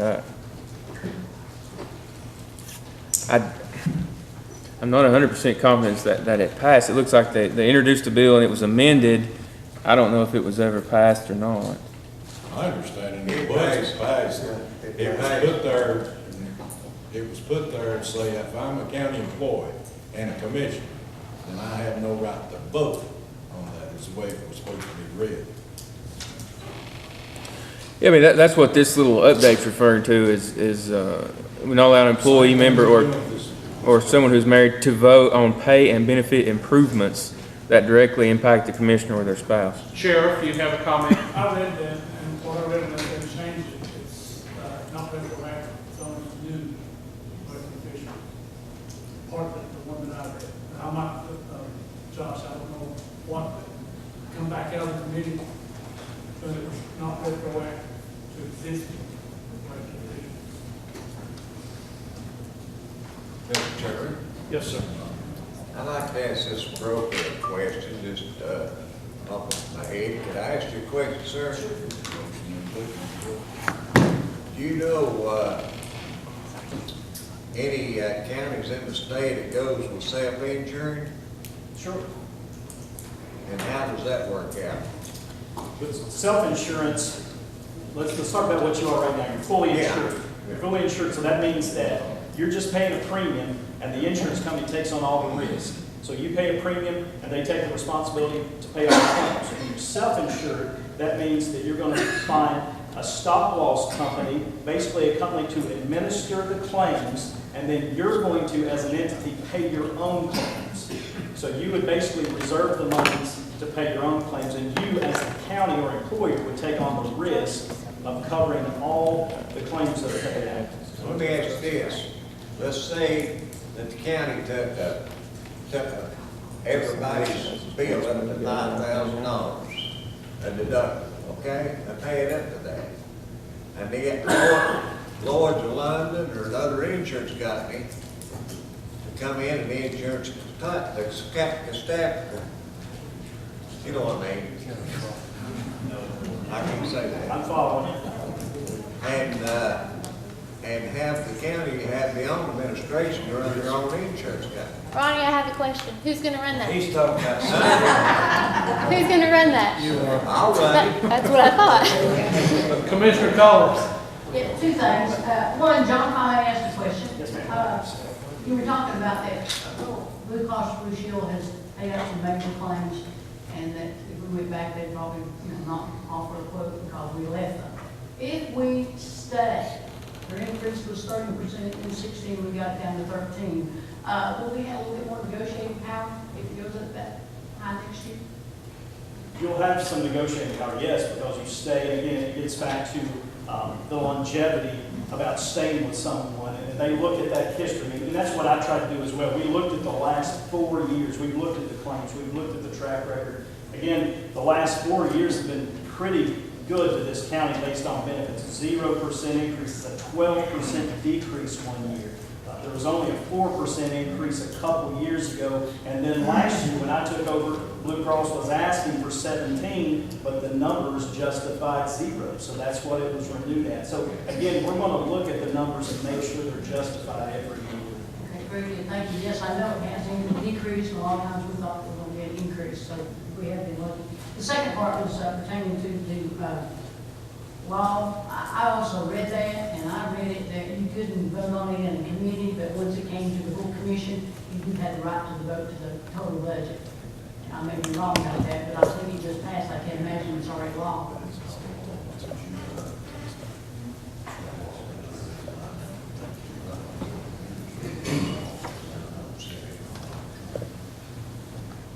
With that, I move that we take a 10-minute break to allow attorney an opportunity to research it, and we'll come back and pick up on this motion.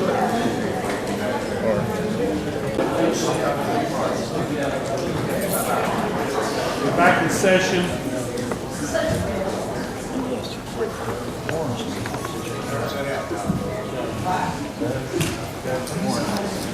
Mr. Von Cannon.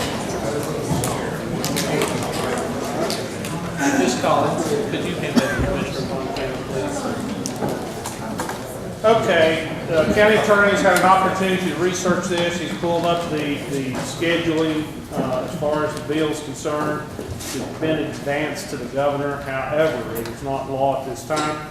So in his opinion, we can move on. It does not impact you now.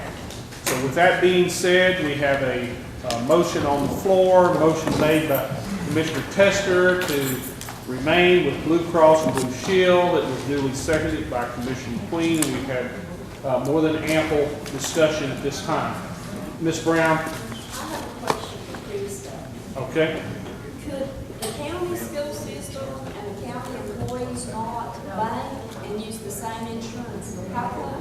I don't believe we can do that now. I'll be glad to look into it, but I don't believe that's an option.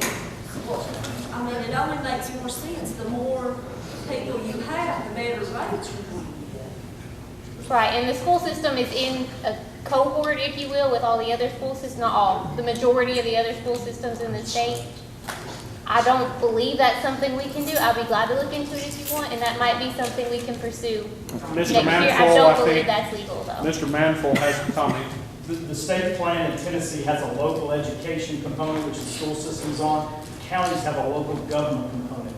School systems have additional funding that comes from the state. The counties do not, but you have the access to go onto the state health plan and pull for local governments. I looked at that as an option right now based on your benefits. You have better benefits and cost structure right now than the state plan does.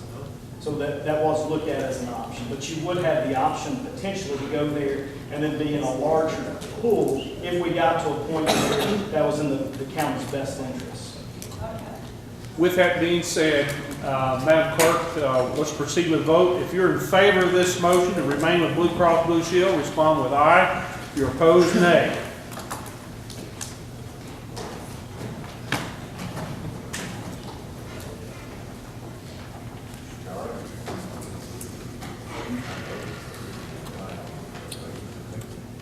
Reveal the vote. 20 ayes. Motion carries. Next item on the agenda is Mr. Ken Googe, Chairman of our County Parks and Recreation Board. Mr. Googe. Thanks, Mr. Mayor.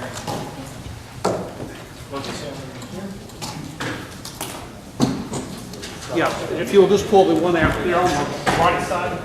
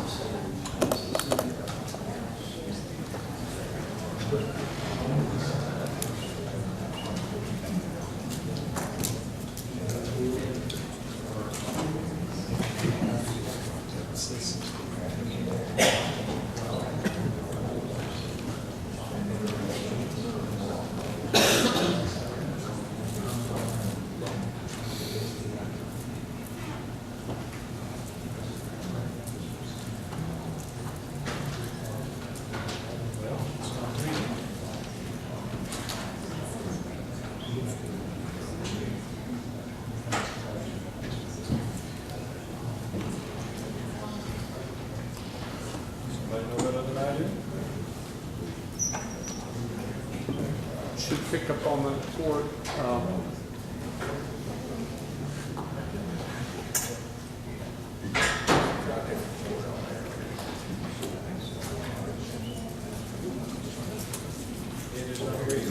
Okay, try one of the other ports there on the other side.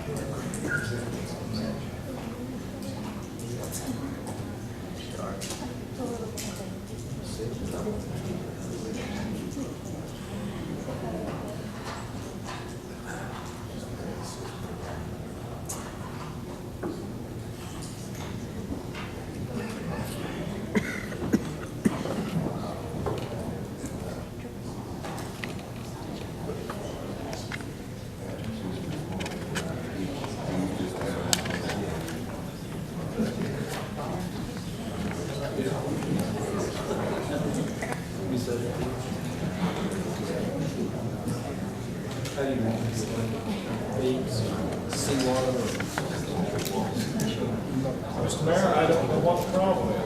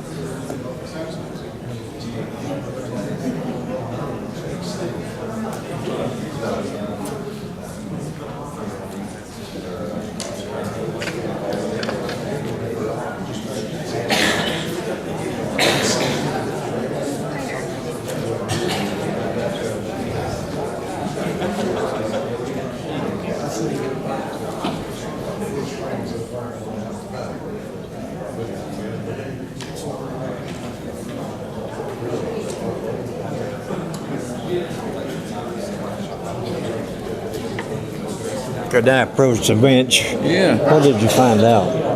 The law hasn't went into effect yet. Oh. It was passed, they sent it to the governor on May 9. Both Very sorry to Senate waste and your the time trying to load that. I guess I'll just have to wait. I had a really nice PowerPoint you enjoyed seeing. I'm not here to ask for money. Yes. I figured that would be the response to that. When the Parks and Rec Board was reconstituted just a little over a year ago, the first thing we had to decide to do was, why are we here? And we decided that our purpose was to provide recreational facilities and opportunities to the people of Carter County and to our visitors.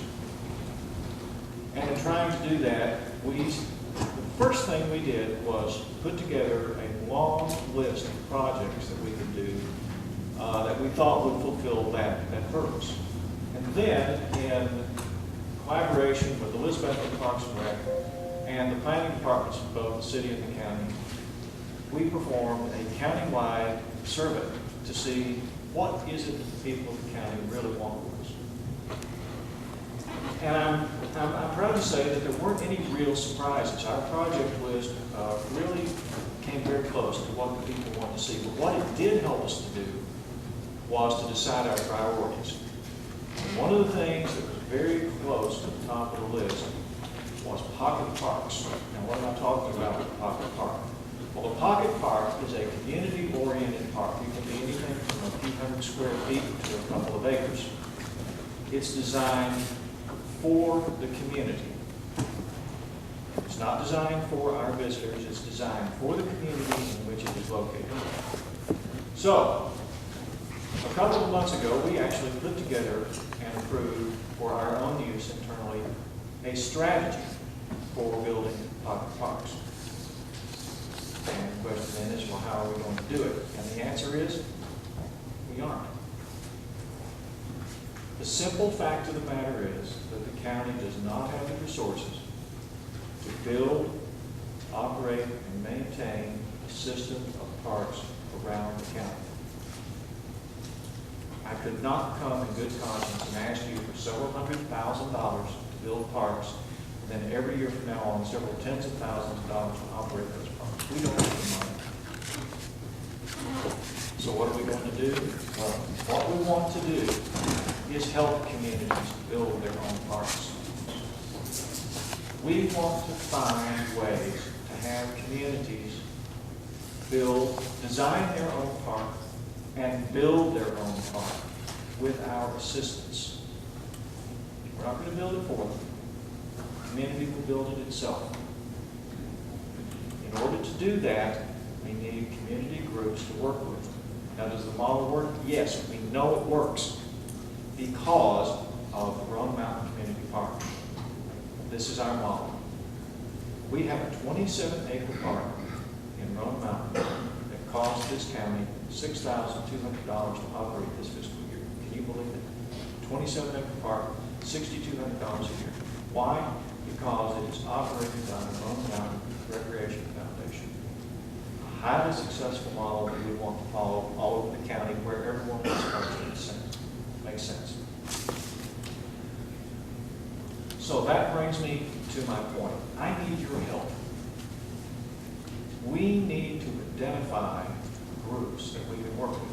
And this can be almost any sort of community-oriented group. It could be a church, it could be a volunteer fire department, it could be a civic club, or like the Roan Mountain Recreation Foundation, it could be an organization put together specifically for the purpose. So that's why I'm here tonight. You're the folks with deep knowledge of your communities. You know where a park would be used.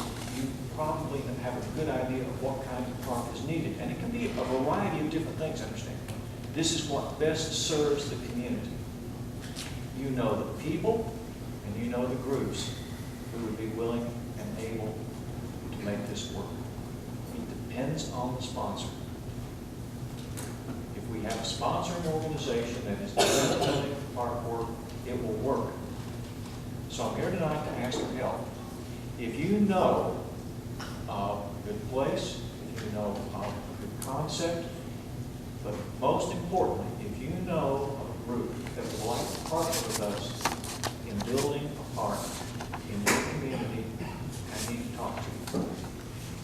Now, in our budget for this coming year, we have set aside money to work on one, maybe two pilot projects. We have a strategy. We know how we want to do it. Of course, it's not going to work perfectly, and we have to work out the bugs. So we only want to do one, maybe two projects. If you know of something, please contact me or contact the Parks and Rec Board member in your district. I'm sure the mayor's office would be happy to provide the information on how to contact us. And that's what I have for you. If there are any questions, I'd be happy to answer them.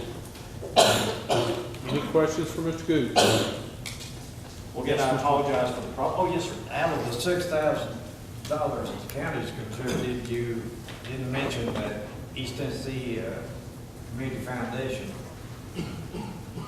gave some money for park development. Yes, sir. Through Eric Anderson, he was on the board at that time. Yes, sir, that's correct. The Rome Mountain Recreation Foundation raises the vast majority of the money needed to run the park itself. They also provide hundreds, if not thousands of hours of volunteer labor every year, and they get a lot of help from the prison in Rome Mountain. And people can join. Yes. I would point out that individuals can join the Rec Foundation. I belong. I don't have a card. They don't give those out. But and Eric Anderson is 1,000,000% of the reason that thing has been as successful as it has, and the entire organization over there. They've done a remarkable job with that park. That's right, and it proves my point. It is a dedicated group of people, some sort of sponsoring group, that really makes that park a success. Yes, ma'am. A lot of them go above and beyond. They think they've been commended enough because they really put 110% into it. I couldn't agree more. It happens because of them. Commissioner Miller? We had the opportunity to sit in a meeting here a while back. Boy told me, a Park and Rec member, said there was plenty of money, grant money for rural counties to get to build parks. Yes, sir. As a matter of fact, part of our strategy is that when we get started with this, we will be searching diligently for grant money to help out with it. Now, grants are difficult. You have to write the grant, you have to apply at the proper time. You're in competition with other communities, but we will be diligently looking for grant money. Who would be in charge of applying for these grants to build parks with? We've actually put together another strategy document on applying for grants. I won't bore you with the details, but we do intend to be aggressively searching for grants this next year. Any other questions for Mr. Gooch? Thank you very much. Thank you. And sorry for the problem in the future, just email it and we'll have it. Right the next time. Okay, thank you. It's technology, sometimes it won't pick up a drive. Okay, next item. Acceptance of the minutes from the previous meeting. Chair will entertain a motion pertaining. Have a motion by Mr. Lewis to accept, is that correct, Mr. Lewis, to accept the minutes as submitted? Is there a second? Commissioner Ward? Any discussion? Yes, Mr. Chairman. Yes, sir, Mr. Trivett. On page 466. 466. And down at the bottom, county attorney interviews and appointments. And the floor was open for nominations. Attorney Harden was nominated by Sonja Samuel. Okay. So that needs to be changed. Has there been a change, Ms. Culler? Okay.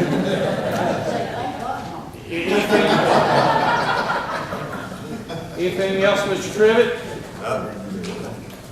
Yes, Mr. Garland. I've got one on 478. 478. 478 Agriculture Committee.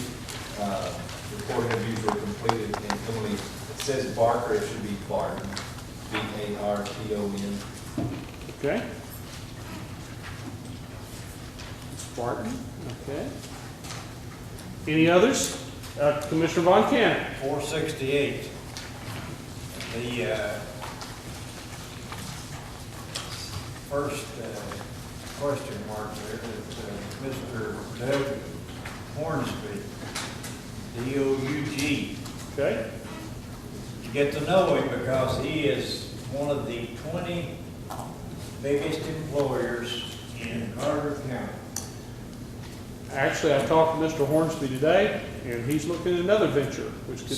Silver Angels, is it? Silver Angels, but he's looking at another venture, so he's always on the move. So 466, 468, and 478. Any others? Any others?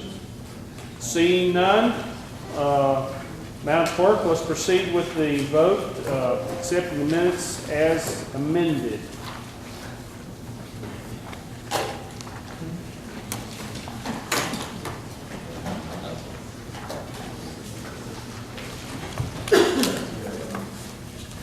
Mr. Trivett, if you'll confirm, vote, please. Reveal the vote. Motion passes.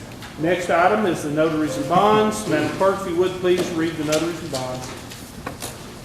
Daniel Ray, Sarah Lee Burns, staff, Melissa Gale Edwards, Jacqueline Lewis, Deborah Sutherland, Elizabeth Wright, Heather Burgess, Melody Collins, Rachel Shell, John K. Banks, Stacy Gale Street, Lisa M. Young, and add Taylor Collins.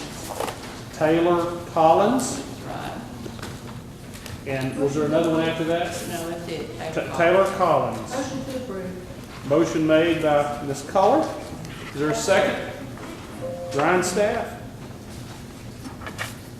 Any discussion? Seeing none, Madam Clerk, proceed with the vote. All in favor of accepting as submitted, respond aye. Those opposed, no. Nay.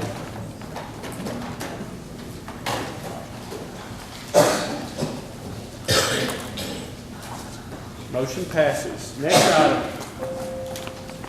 Next item is interlocal agreement to establish a joint economic and community development board.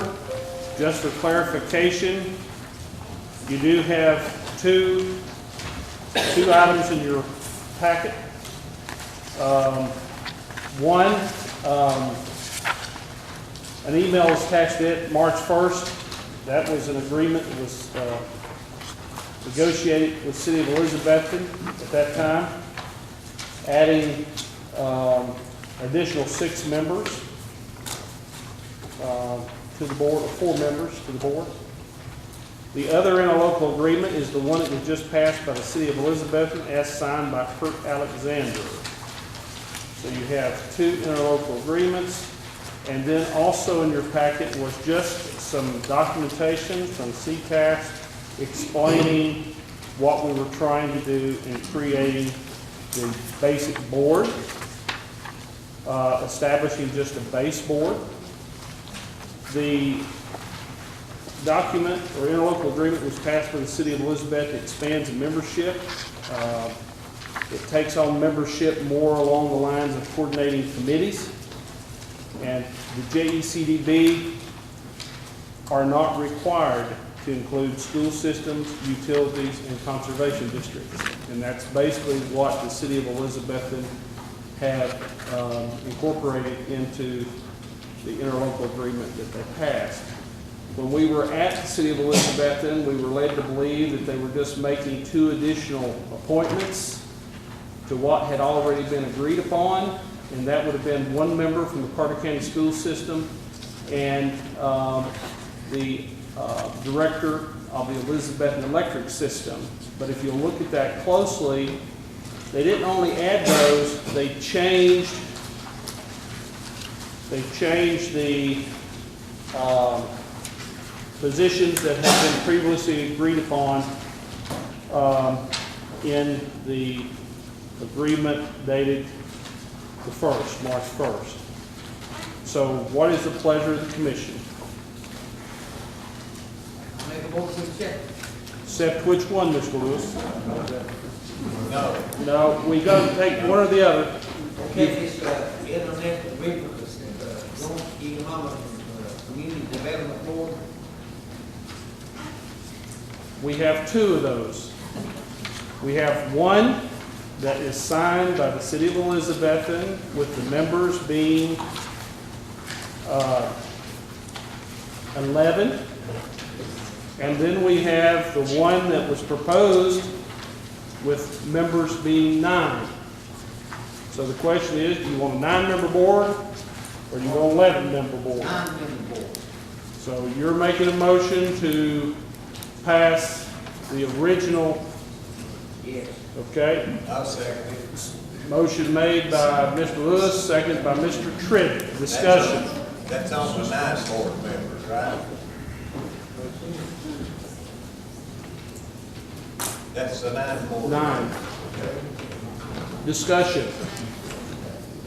Mr. Grindstaff.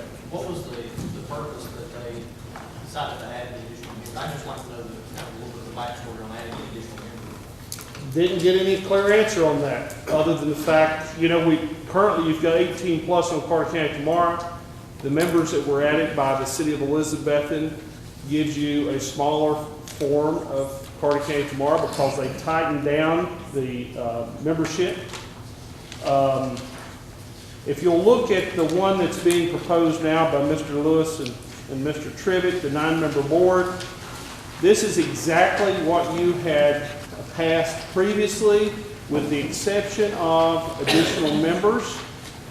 The additional members, above and beyond the county mayor, the mayor for the city of Elizabeth, the city of Johnson City, city of Watauga, and one person who qualifies land for classification and valuation under the Greenbelt. After several hours in discussion, I, Attorney Harden, met with City Manager Kitchens and Mayor Alexander. Initially, they wanted 16 plus members. And we negotiated after quite some time. We met on election day, actually. And that's why I included this email from Attorney Harden. When we left the office over there, we agreed to add 2 members, making it a 7-member board. And those 2 members were, at that time, 1 member of the Elizabethton Carter County Chamber of Commerce, nominated and confirmed to the board, just as it's stated there. And then the Director of College of Applied Technology, and 2 members from the private sector. But originally, we had went to add 2, and that was only the Director of TCAT plus 1 member of the private sector, nominated and confirmed to the board. Somebody in business and industry, somebody like Arnold Hopland or of that caliber, somebody that's really made a difference. We were looking for new people.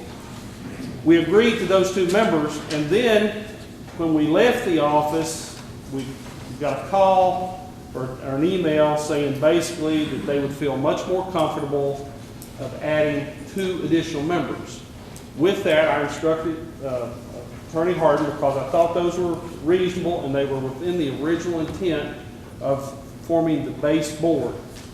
And I authorized him to go ahead and include the 1 member of the Elizabeth Carter County Chamber of Commerce and a 2nd member from the private sector for 4 additional, making a 9-member board. Well, when we were at the city of Elizabethton, when this was addressed, we were told, everyone was told, media and the like, that we were adding only 2 additional members, and that being a member from Carter County School System and a director of Elizabethton Electric System. Mayor Alexander had sent me an email, and he was referencing this document here. He had seen it online, and he was questioning if we could add additional members based on this document. And I clarified to him that if we added those members from the school system and the like, they're not required. I clarified that to him. And it's not part of the base JECDB. So when this was presented, the thing that no one picked up on, Commissioner or Councilman Tester made a motion to add the Carter County School System member and the Power Board representative. We were all led to believe that that was the only change, but that was not the change. He further stated, going back looking at the video, not what's in your packet, which is, this was what was in the packet, the one that we had already agreed and come to terms with back in March, but what's on the table in front of you. And that what's on the table in front of you, all of those descriptions had changed. For instance, okay, instead of a member, 1 member of the Elizabethton Carter County Chamber of Commerce, nominated and confirmed by the board, it then became the president. of the Elizabeth and Carter County Chamber of Commerce, whose term shall be concurrent with the term as Chamber President. The other one was the two members of the private sector nominated and confirmed by the board. Here's what it becomes. One member of the private sector that works in the financial sector, forcing someone from the banking industry or financial to be nominated and on the board. And then the other member was one member of the private sector that works in manufacturing industry, nominated and confirmed by the board. And then, basically, those were the major changes. And then the director of the Elizabeth Electric System and the director of Tennessee College Applied Technology in Elizabeth or his designee, whereas we have previously stated and agreed to the director of Tennessee College Applied Technology in Elizabeth and TCAP or his designee selected from representative of educational institutes within Carter County. So there are some major differences. This is not as it was not represented properly, and I think all of us that were in attendance at that meeting were led to believe that it was just the addition of the two members, school system and the electric system president. So with that, there's a difference. Ms. Gooch. If we vote for the one that the motion has been made for, it does not have the member of the Carter County school system or the electric system on it, does it? It does not, and again, if you look at the CTAS breakdown, when you start adding all those other members, you're becoming more of a coordinating committee and not just the basic JECDB. There's a difference there. And keep in mind, the intent when we started talking about this was to create the base board to come in, have good representation, have new people on the board from the community, from business and industry.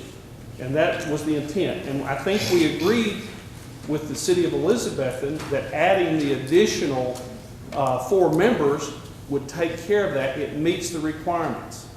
This one meets requirements, but you're expanding into something more than what the intent was. Mr. Meehan. Two things. Most tables had 2 mics. Mine was removed. Is there? Well, Mr. Meehan, we'll pass that mic around. We're having some problems. This equipment's extremely old, and the cables. The other point is, if we pass something that they didn't agree with, are we right back where we started from? Yes, sir. You're starting over, and you'll have to go back because until we have an agreement that all municipalities will pass, then you're starting over. Well, if we want to move ahead, wouldn't you go ahead with what they've already agreed with? Is it that egregious to vote their 11-member board? It's your choice, Mr. Meehan. It's the choice of the commission. It's not the mayor's choice. It's your choice. Mr. Ward. I was under the impression that we wanted to get this board up and going very quick due to grants. We've went to the city of Elizabethton and they agreed to the second interlocal agreement. Also, the city of Watauga has passed this, so we're 50% there. So if we pass this tonight on an 11-member party or board, then we're 75% there. And the only place we gotta go is Johnson City. So if this is such an important thing to get done so quick, then I urge everybody to vote for the 11-member so we get this thing out of the way. And Mr. Ward's correct. We were pressing because, and I went back and pulled my emails in reference to the ARC grant for the health department. Time frame has not changed, and actually I followed up with Mr. Ken Ray just to give you an update. ECD has made recommendations, and these pre-apps are in the governor's office now. They're reviewing it. May, June time frame, sometime within the month of June, we should get a response back as to whether or not the governor's office and ECD is going to advance this on. If they do, then we'll make the application and submit the full application at that time, and nothing has changed. Full applications are submitted to ARC in the July timeframe, and ARC makes their decision September, so it's right in line with what we had indicated before. So nonetheless, Mr. Carroll.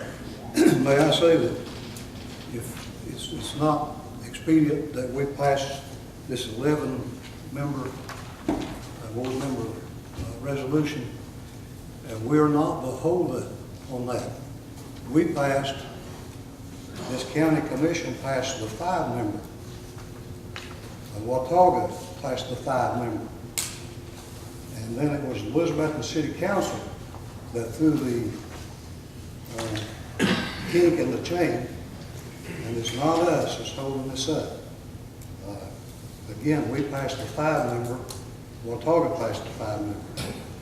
Elizabethton is the one that stopped it. Mr. Von Cannon. Can I talk to you based on experience? How old is it? I've been through this, and the more people you put on the board, the more you stir muddy water with a stick. If you were saying that you need to add 4 more members, why not add 6 more? Why not add the man that runs the sewer system? They might be a question to ask him.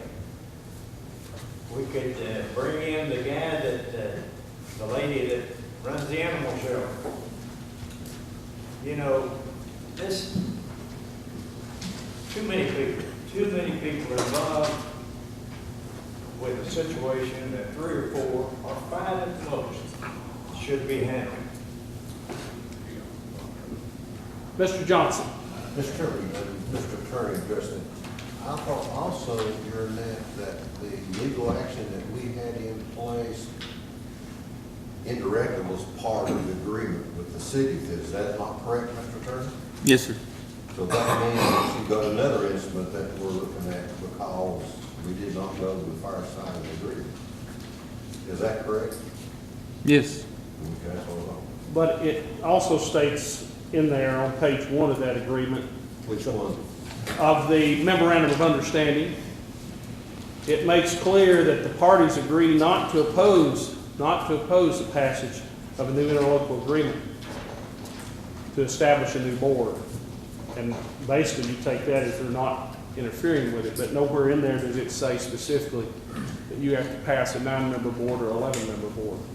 That could be the legal opinion too, need to be done, because everybody. Mr. Chairman, it's like most other boards that we've had in this county. HIFA won't show up starting. So how can you have too many? And you're a good example of that. On our economic development board, you can show up half the time, so how can we have too many? Well, I will respond to that. As I told Commissioner Hill more than once, if you'll check the attendance record up through 14, I was there at every meeting. There was no absences, but in the year 14, the election going on, I did not attend, so mayor can't be at all meetings. But nonetheless, Mr. Ward. Again, we're halfway there, about half their local agreement already approved. You know, all we're gonna do is delay this month after month after month. How many months do we want to go through this? Back to the city, back to the county, back to Watauga, back to Johnson City. But Johnson City's not gonna do anything until Carter County and Elizabeth reacts together. And the city of Watauga, Mr. Ward, Which did they pass. already- They passed the other one as well, very quickly. I don't think they're the holdup. Mr. Chairman, don't we have a motion on the floor? We do, but we're in discussion, so we should need to bring it to a pretty quick stop. Go ahead there, Mr. Hill. Thank you, Mr. Chairman. Elizabethton, by signing and adding the parties and sending this back to us, pretty much rejected our first offer. And the way we should take this is something that they would support. And this would actually establish the board and move us forward. I'd like to see us put this thing to bed as well. Commissioner McQueen. Were you done? You know, it's hard for the chair up here sometimes. I don't mean to cut you off, but just for expediency, I can usually see the body language. Sometimes I'm I quiet, have to check, sometimes sorry, I I'm was raised on a long haul, I gotta check, so. it's Okay, just- go just ahead. how I was raised. Look at Johnson City, since it was mentioned, and, this doesn't happen in Johnson City. There's not this county city sort of, I don't know, gladiator event. And if you ever want to be or establish the success that they have there, start using them as an example, and let's move on from this stuff and get it over Okay. with. Anything else? With that, you have a motion on the floor. The motion was to adopt the 9-member board, not the 11-member that had been approved by the city of Elizabeth. So, Madam Clerk, if you would, proceed with the vote. All those in favor of adopting the 9-member board, respond with aye. Those opposed, nay.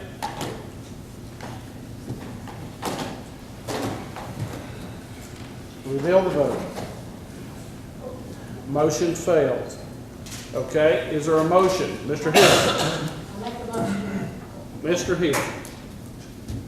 I would like to move that we accept the interlocal agreement that was sent back to us by the city of Elizabeth, and so we can move forward at this time. Motion made by Mr. Hill, seconded by Ms. Dietz. Any discussion? Seeing none, not 1 second. Dr. Acuff. This was in the previous agreement. I just need some clarification now that I've reread both of these documents. And this is item number 10 and number 11. I understand from number 10 that we will be taking on the responsibility of making sure that there are no costs to the other entities involved, that Carter County will absorb those costs. However, I have a little trouble with item 11, which it says the board shall operate with an annual budget of $0. Well, in the mayor's budget, there is a salary increase from an individual to take on economic development responsibilities. That doesn't indicate to me that it starts with $0. Well, it does. This board, sir, there will be no monies on the board. This person, if it's passed in the mayor's office for this increase, is not an employee of this board. If there's monies involved, sir, then we'll go right back to the same problem that we have with CCT, and it requires an annual audit.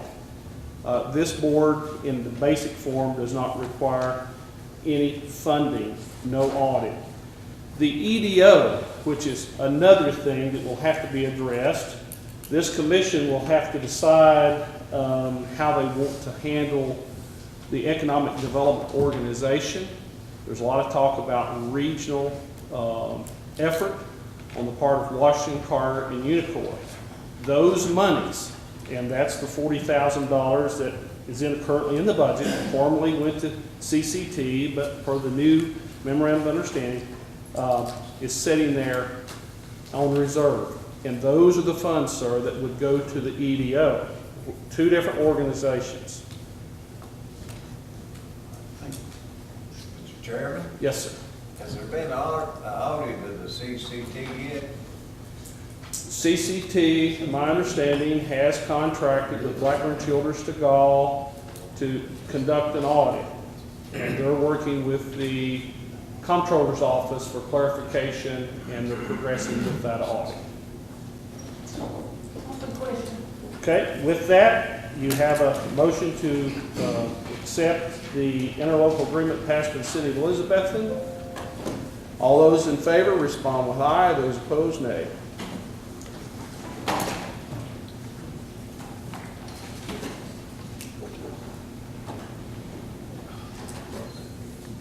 Reveal the vote. 16 ayes, motion passes. So we'll advance this on to the city of Johnson City and get it on their agenda. Committee reports, and agriculture is first. Mr. Carter. Yes, sir.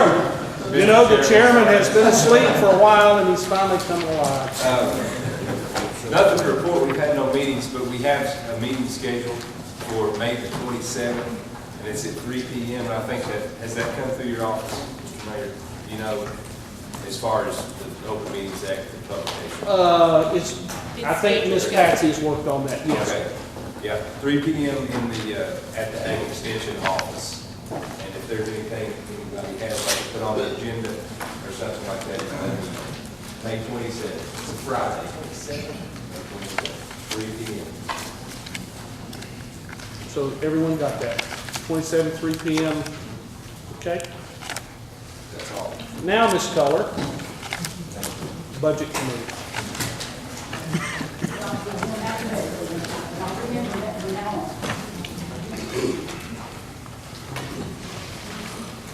We have already passed one item that was on our committee, and that has to do with the insurance. So if you will take your budget committee packet out and follow along, we have a list of donations.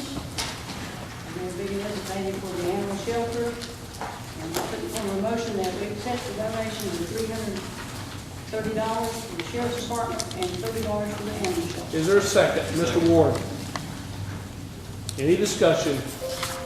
Seeing none, Madam Clerk, proceed with the vote. Mr. Mayor, that's my item. For the animal shelter donation? We have to do the sheriff's department. The sheriff's department. Oh, I'm sorry, sir. Yes, sir. Anyone needs to claim it, go ahead. Because I'm the board of Carter County, I have a conflict of interest in this proposal by the city government. However, I try to my argument, my vote, my insurance, my conscience, to my obligation to my constituents and citizens this body represents. The Alabama Board of Work and the conflict of proposal about the vote. However, I declare that my argument and my vote is not with my conscience and my obligation to my constituents and citizens of this body represents. Okay. I was an employee of Carter County, I have conflicts of interest in the proposal about to be voted. However, I declare that my argument and my vote stand only with my conscience to the obligation of my constituents and citizens of this body represents. Proceed with the vote. Mr. Meehan? Reveal the vote. Motion passes. Next item. Next item is we have a request to reverse the remaining 15-16 funds, and this is paid by several officers. The motion is to allow the jury, clerk and master, register of deeds, and the EMA to reserve remaining funds at the end of this fiscal year, not to exceed $30,000 for any one office. And I'll put that in form of a motion. And that was the jury, The jury, the clerk and master. register of deeds, and the EMA to reserve the funds not to exceed $30,000 for any office. Okay. Is this funds that are left over in the budget This is this year? funds that they requested and they were given this year, and they haven't completed the process that they were going to use it for, so they want to hold on to it so they can complete that process. And Mr. Carroll, when they do use those funds, you'll see that come in as a budget amendment, so you'll have to approve anything they use those for. To put that back into their New Year's budget. But don't these guys turn back money every year? Usually they do turn back money, but they know the purpose that this was going to be used for, so they'd rather reserve it than have to come back and ask us for more money since they already have it. But we have to approve when they do decide to spend it. But my question would be, will they not have this extra money, since they do have extra money in their budget every year? Will they not have extra money in their budget this coming year? Could they not use that? Not necessarily needs fluctuate from year to year. One instance would be juries. We're gonna have at least 2 jury trials, big jury trials next year, and we know we're gonna need those funds. So instead of asking for that to come from fund balance, we're asking to just reserve those funds from this year, and we'll put it back in their budget next year when the need arises. Okay, well, I understand that with the Register of Deeds office for equipment needs in the future. Is there a need, or is it something that may be a need? Ms. Bristol, I think, can answer that. Ms. Bristol's here. Go ahead. The office will need to purchase a flat cabinet. That cabinet costs $8,000, and I do not have a line item for that. I have a line item for that, but there is only $8,000 in that line item.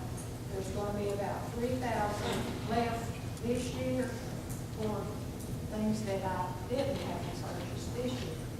I want to save that, so next year I can get that flat cabinet. Any other discussion? Mr. Hill. What are the other reallocations that are being proposed? Can we get a list, of what they're actually needing them for? Melissa and Gary are both here. I'm sure they'd be glad to tell you about it. Mr. Smith, would you, for the EMA? What I asked for was retain any money left over so that we can install the phone system that the city of Elizabeth donated to us at the Elizabeth Municipal Airport. So we will have an alternate communications center and we support people who are coming in to respond to any incident or event here. And then if there were anything left beyond that, I was going to get new computers for our DOC. Everything in there is outdated. Ms. Moreland? We are going to need to buy a new receipt printer and a new printer, and we are having to get a laptop and have our court program loaded for the courtrooms. Okay. With that, we have a motion made and duly seconded by Ms. Deeds. Any other discussion? Yeah, Mr. McQueen. Just real quick, if you haven't had an opportunity to stop by these offices and talk with these people about what they're requesting money for, and go in and see the sort of work and quality of work that they're doing, I recommend you do it. But all of these seem very reasonable to me, and they're doing a great job, so I just wanted to thank you all for your great work and advocate on their behalf in that regard. Okay. Madam Clerk, proceed with the vote.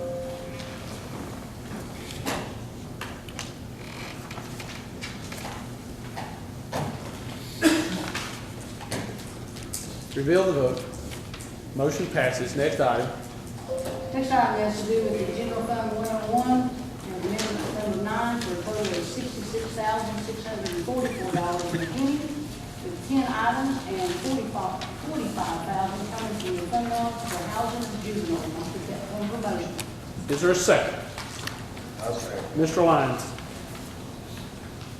Any discussion? Seeing none, Madam Clerk, proceed with the vote.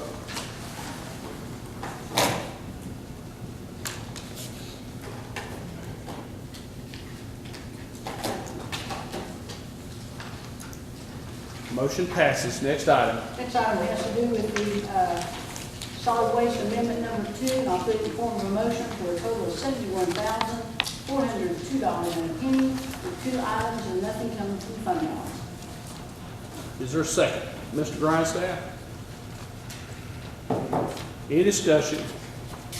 Seeing none, Madam Clerk, proceed with the vote.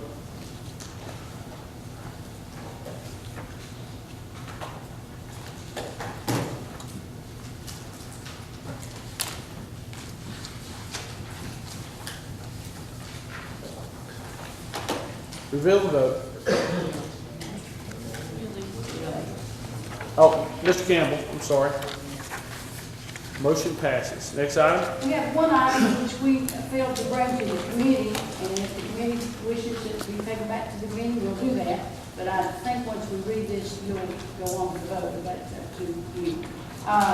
What we failed to bring back, if you read your minutes on the Financial Management Committee, there was a request for $5,000 to be taken from the general fund balance, for a preliminary architect's fee for Reading Sykes, and that is on the proposed new entrance to this courthouse. Last month, we gave $10,000 to have a patrolman walk in the courthouse. This is the beginning of the security process that we're in. So if it's all right with the committee, I'll go ahead and just ask the commission if we can take $5,000 from the general fund to pay Reading Sykes for the architectural design. I'll second. Did I you made that form of motion, I'm sorry. Okay. Yes. Commissioner Culler made it in form of motion. Commissioner Trivett seconded. Okay. Any discussion? Proceed with the vote.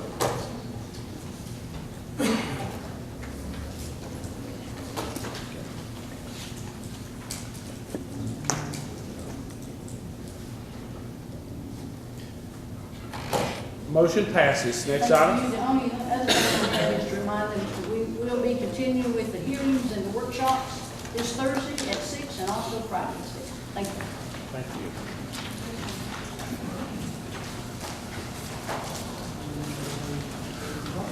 Buildings and grounds, Mr. Lyons.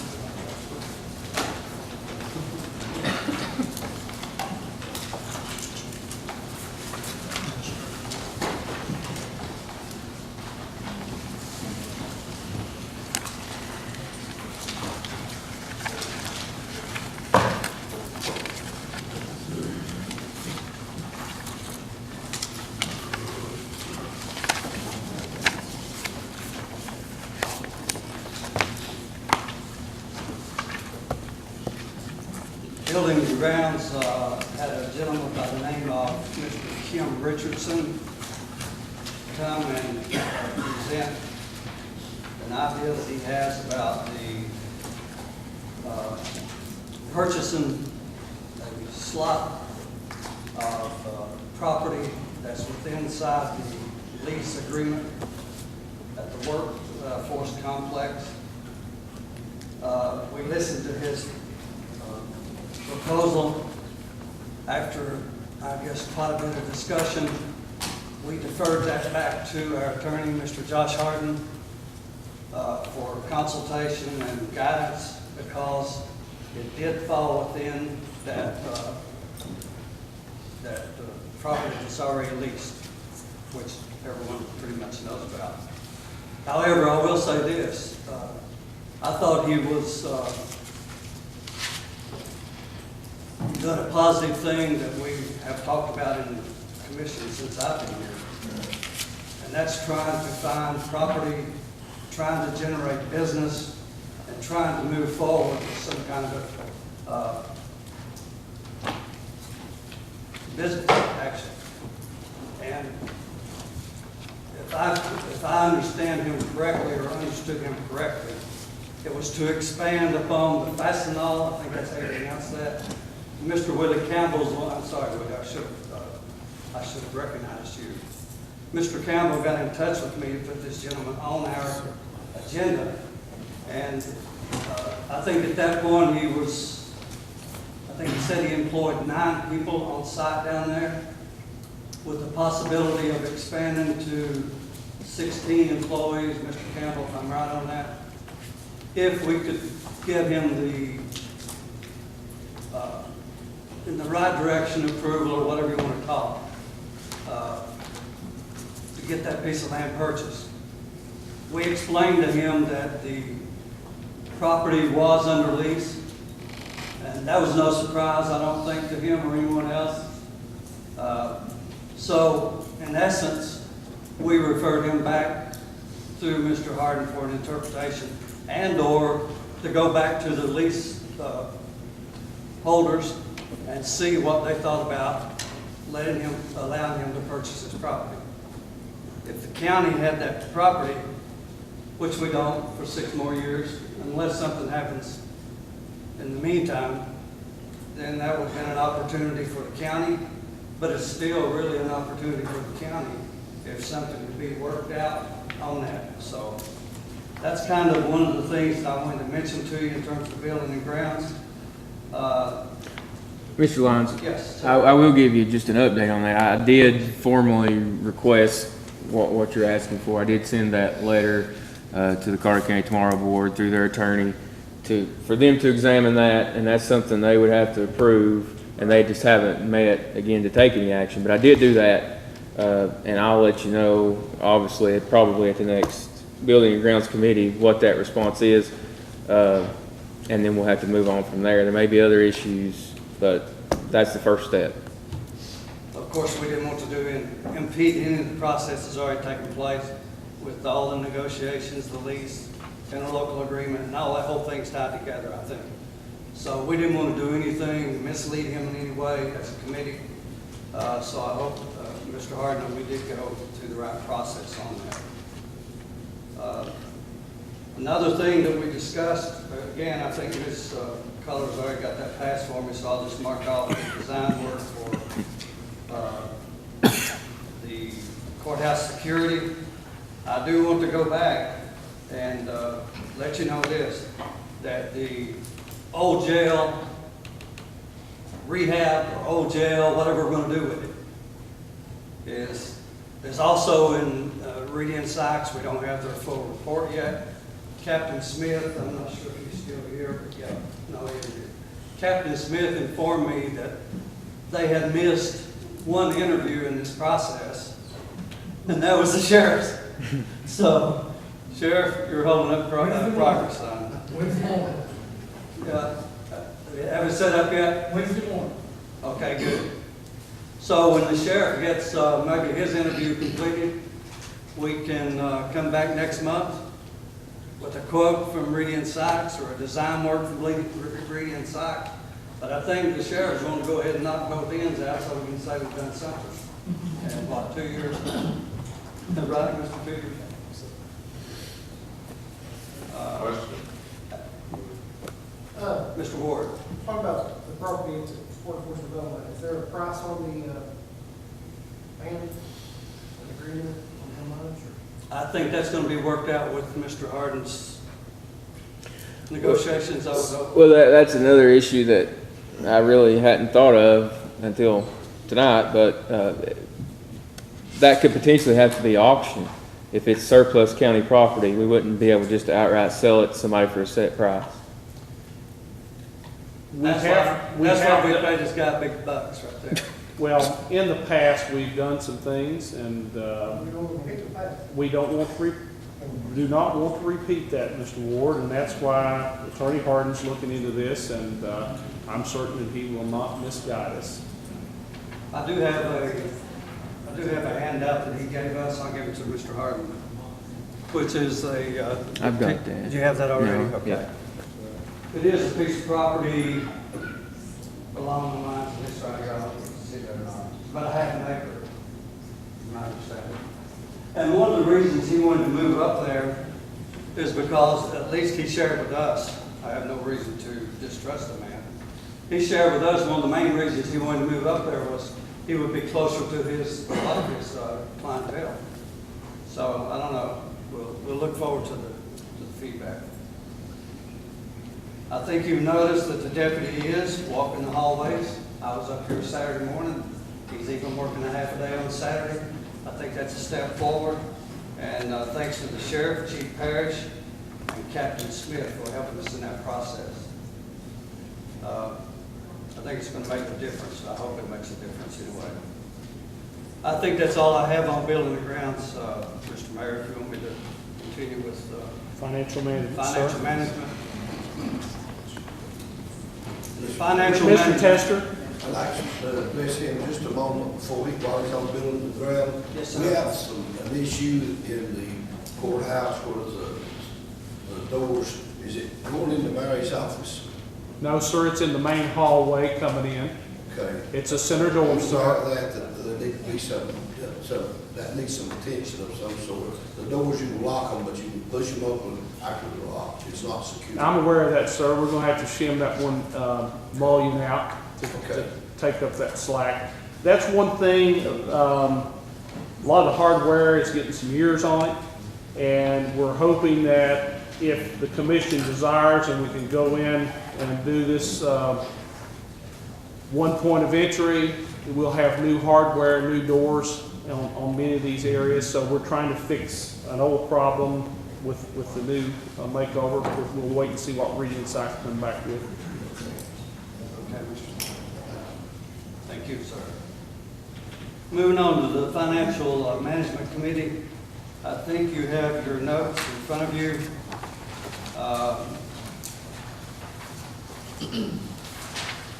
The thing that I want to focus on mainly out of the Financial Management Committee is we had a entrance conference with our auditor.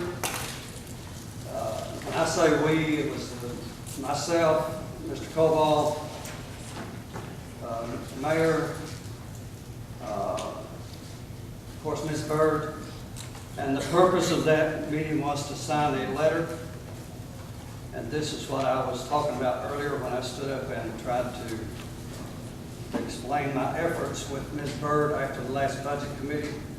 We signed that letter, and I said this in the committee meeting, I would never have signed a letter had I thought anything shady or under the table was going on. So I wanted to let you know that letter was signed.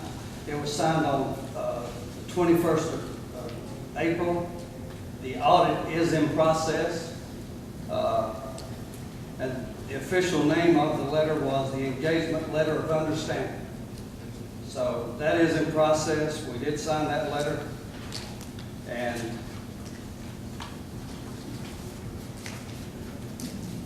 I will move on to my next subject matter, which is one of those things that I've always talked about creative thinking, thinking out of the box. As you look at your minutes, it reflects that I brought up in the meeting when it was my turn to talk, as a member, not as the chair, that I'd like to see developed somewhat of a recognition program for county employees. And what we talked about and discussed was two avenues to do this. One's with the school system, one's with the county employees. And my thinking on the county employees was to start out with a picnic on a Saturday and just have the county commissioners come and put their aprons on, do the cooking, do the serving. Mr. Peters, all you have to do it. I hope you feel better, by the way. And let me explain, there was no discussion, there was discussion about this is going to be zero cost to the people of Carter County.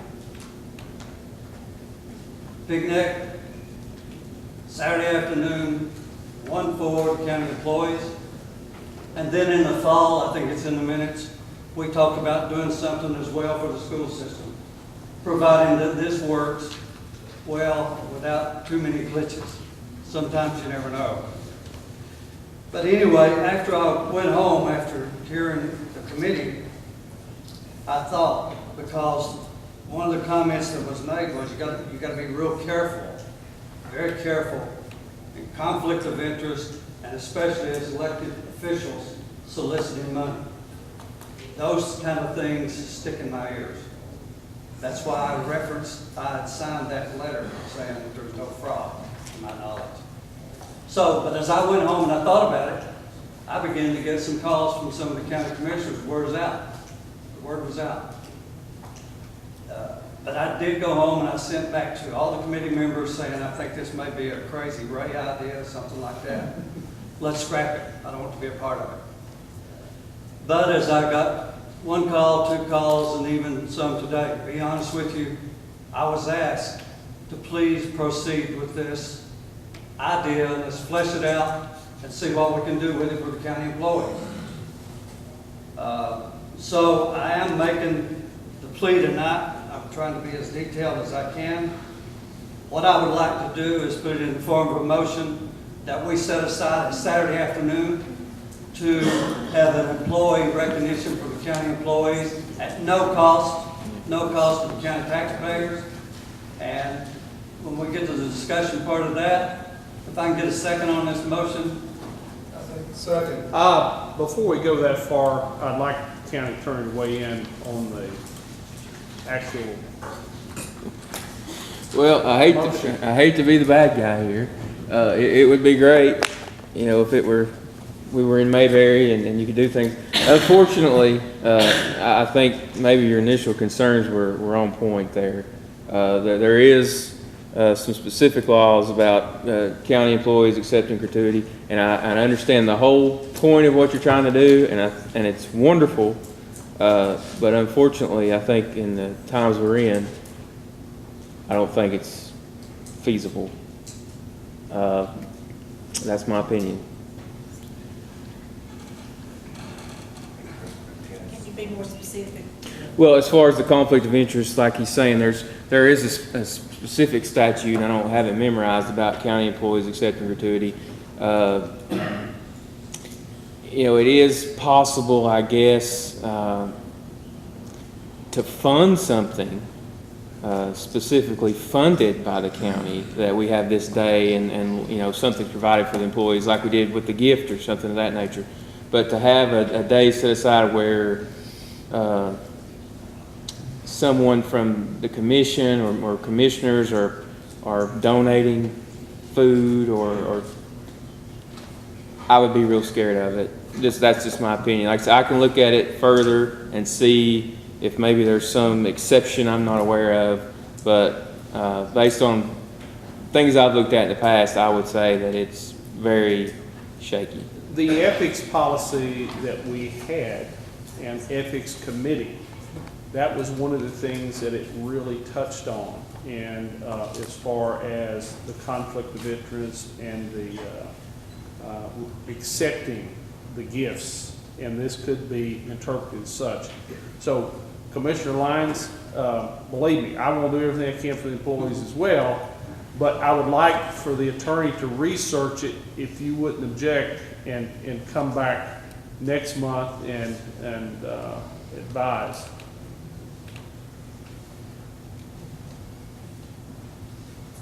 Mr. Hill. Do you want me to listen to the people, or do you want me to just pull it? Well, I mean, I'm not asking you, I'm asking the attorney, based on, this is what I've always done. When my attorney, this is what I always do. When my attorney has given me advice from a legal standpoint, I follow that legal advice. So if Mr. Harden, our attorney, is telling me that this needs to be researched further, Yeah, I mean, I'll be happy to look at it further and report back to you, but like I said, my initial thought is that it's probably something that's not going to be possible. You might find a creative way to make it work, but let me look at that. so I would suggest that you wait and confer with the attorney, Mr. Lyons, and it may be possible that you can put together that plan. sheriff's ready to lock me up back there. Come see me, we'll find something. Mr. Hill? Yeah, Mr. Harden, what about an old-fashioned covered dish social, an old-fashioned Carter County employee covered dish social where we had every conceivable casserole stuck together with the Velveeta cheese and just a day of fellowship? And everyone had a little skin in the game. Would that get us there? Yeah, I mean, that's the kind of creative thing I'm talking about. Yeah, come if you want to, bring something if you want to, you know, nobody's... We've done that before here in the past. The employees and the county commission used to have feeds here and fix covered dishes and everything, didn't they, Mary, didn't they? Used to have dinner. One follow-up, if I may. I would just like to point out that I did a little check-in and the Run Mountain Community Park that we mentioned earlier, that's well-run and by the Run Mountain Recreation Corporation, they are available the first, second, and fourth Saturdays of June after 2 p.m. And with 370 county employees, you know, if they brought a spouse and a kid or two, not everyone would be able to attend hypothetically, but we could have up to 800-900 people. I'm told that the park could accommodate us. And we owned it. It would be free to use, so there'd be no expense there. But I really, you know,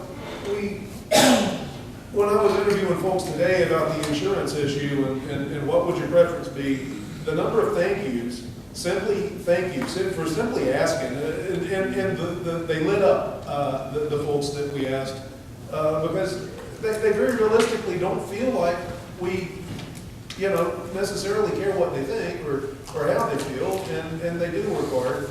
And I would like to explore some way to send a sizable message to these folks that we are there for them and that we do care. And imagine what we can do if we all start communicating a little more. It would be a good point. Commissioner Hill, point's well taken. There's nobody wanting to derail this thing, but we have been champions of compliance from day one on this commission. We've taken on many struggles and been champions of that. So we've got July, August, September. Surely to goodness, if we delay it 30 days, give Attorney Harden an opportunity to meet with maybe yourself and Commissioner Lyons, put together a plan that will work. I certainly had no intentions of creating another problem. I'll withdraw my motion. Thank you. Next item. Moving right along. Mr. Chair, Committee set up. on your next item, Yes, sir. I'm not going to tell you what to do, but hypothetically, if that next item would lead to any event for county employees, I'd be very selective with your invites. Okay? Mr. trying to see if there's anything else, Mayor. Give Chairman Lyons just a minute here. I guess that's all I have, sir. Thank you, sir. Appreciate that. Next item is education. Mr. Von Cannon.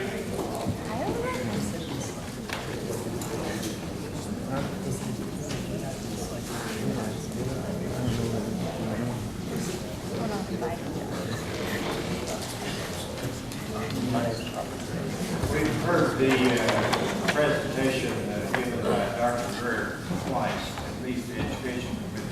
Can't hear back here, I'm sorry. Is your mic on? His mic is on. Yes, sir. Could you speak into the mic, Mr. Von Cannon? Which is your voice? The education committee was fortunate to have Dr. Aker facilitate the visit by Dr. Greer. Milligan turns out to be a more impressive thing than we probably realized for this community. When you're talking about 98% of your graduates already have jobs, when you're talking about a college retention rate of 66% versus 43 at East Tennessee State, you're talking about $500 million a year with a multiplier of 3. And what does a multiplier of 3 mean? That means that $500 million turns over 3 times within a local economy. So you're not talking about 500 million, you're talking about 3 times that. Visitation by parents isn't included. Just a ton of things that go on. Too long, though, they've thought they were in Johnson City. However, they're not in Johnson City. They are in Elizabeth because the Elizabeth Strip Annex passed where you used to live, all the way to Pinecrest, and Johnson City Strip Annex the other way. So they've stopped that strip annexing now. I think the new laws will stop that. And I agree. A city should not be allowed to annex in another county. It confuses the tax base. It confuses a lot of things. But that's not got anything to do with education. The 10th largest employer in Carter County, that's a number that we didn't probably know. Who knows, what does the name Todd Beamer mean to you folks? Anything? He's the one that was on the plane that went down. He was the fella on the Flight 93 out of that turned and was headed towards, they think, make the White House.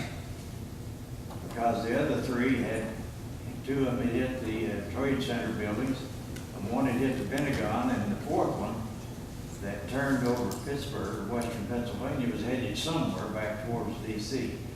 Todd Beamer was the guy that said, let's roll, when they tried to access the cockpit and take over the plane from the terrorists. More importantly, Todd Beamer's father and mother, you know who they were. They graduated, one or the other of them, from Milligan. And there is an apartment complex or something on campus named the Todd Beamer Complex. That didn't mean anything except it's just a little history lesson right there that goes along with education. Going back to education. The voucher system bill was zapped again this year. There's now talk of electing superintendent of schools. Bad, bad, bad idea. We went through that sometime in the past. And you elect a good old boy that slapped everybody on the back. And you don't let the school board, back in those days, decide on the superintendent. Keep in mind that that's, to me, that's not good. But just remember, if it does happen, I told you that it should. Thanks to Commissioner Von Cannon. Mr. Holgren, if you would please, Health and Welfare.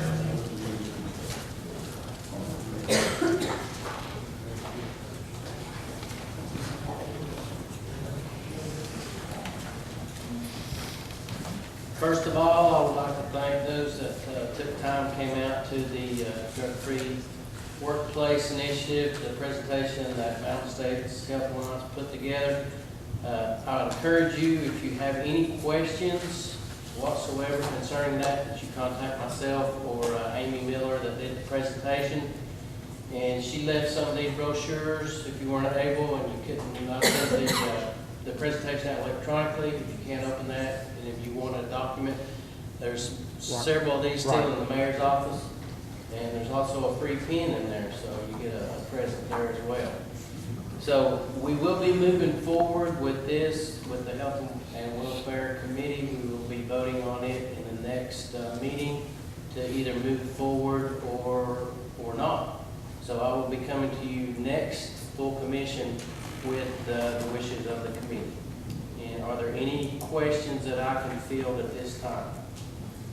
Yes, sir, Mr. Carter. Does that apply to like strictly new hires, or is that current employees? Is that how that'll work? That will be all Carter County employees. We have 260 some employees.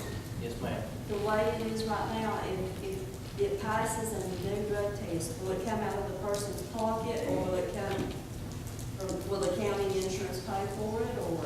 It will be a county pays event, unless a retest, unless it is contested by the employee, then the employee will pay for the second test. Okay.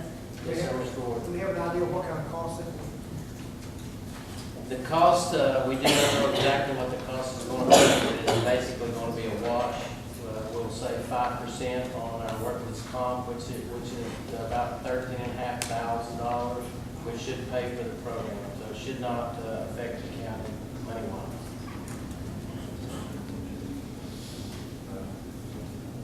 Yes, sir, Mr. Lyons. Mr. Holden, I think too, they said they could design the exact package that we would need, which could be cheaper, we could add pieces going forward, I think, so we could come in wherever we needed to.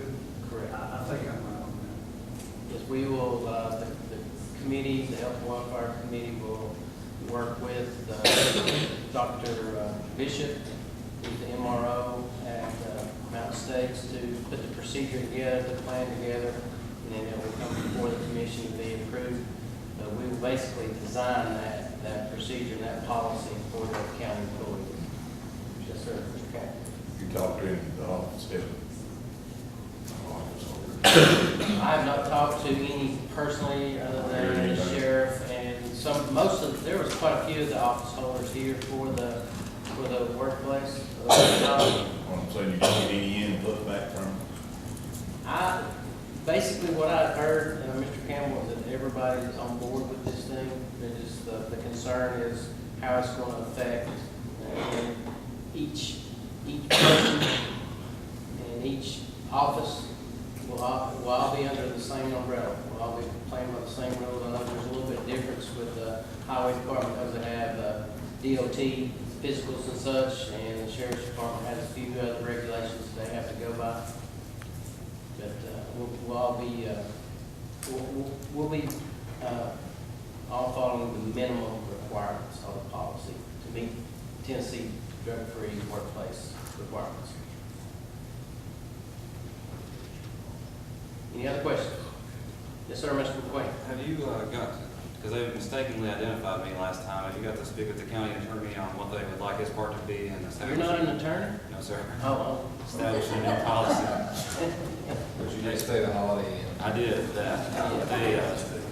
They thought I was you, so they asked me for my input on writing policy, and I told them that wasn't my take, so you certainly need their contact. No, once we move further down the road with this, we decide to keep going forward with this, then the Attorney Hardin will certainly be involved with the MRO.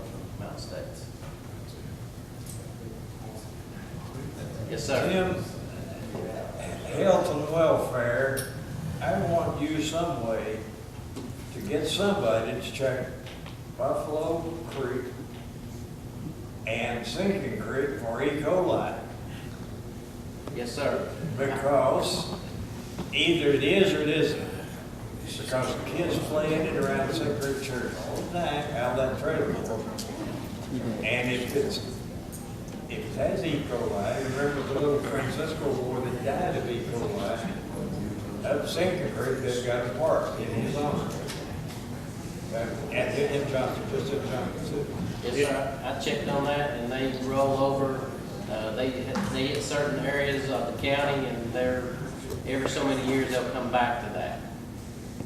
But we need to know about that, because that's a health issue. That's, to us, more critical than the Zika virus.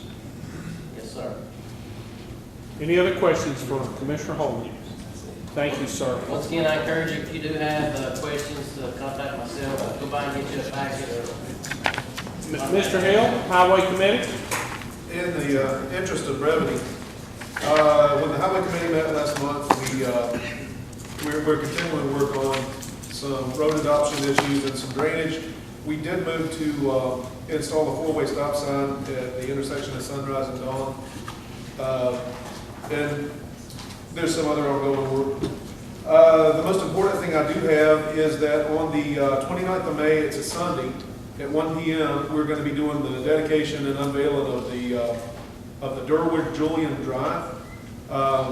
The family's requested the 1 o'clock start time because Mr. Julian is turning 100 on the 25th of May, and he's on a pretty close schedule. He's had a little bit of a health scare, but he's up and he's pert, and from what I understand, he's going to be able to be with us. The mayor has agreed to MC this thing like he did for the bridge dedication, and it'll be fairly short, just a couple of welcoming remarks, perhaps some family member statements and those who want to, and then the reading of the resolution, followed by cake and ice cream, as I understand it, at the Rhode Island Nursing Center. Thank you. What day is that? The 29th. Yes, sir. Sunday, the 29th at 1 p.m. May 29th. May 29th. Okay? Landfill, Ms. Deeds.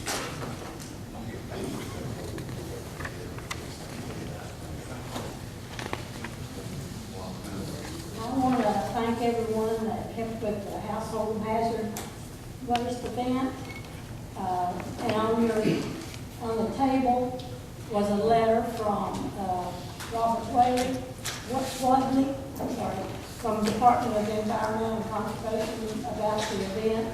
And there was also a sheet there that shows you what was left that day, what took place. And the reason that wasn't in your packet, it came in, I think, in Friday's or Saturday's mail, so we put it on the table. And there was also, in addition to that, some information on adult ed program or graduation, so. There's 82 households were involved in that. So I'd like to thank everyone that was involved in helping with that. And with the oil grant money, Director Lyons has poured concrete paths. He's installed the metal carport shelters, and it's now waiting, if he hasn't already received the oil tanks, so they can open centers to the citizens to bring their used motor oil for disposal. And this oil is used for fuel at the recycling center. Am I correct on that? To heat with. To heat. If you've seen a white flatbed truck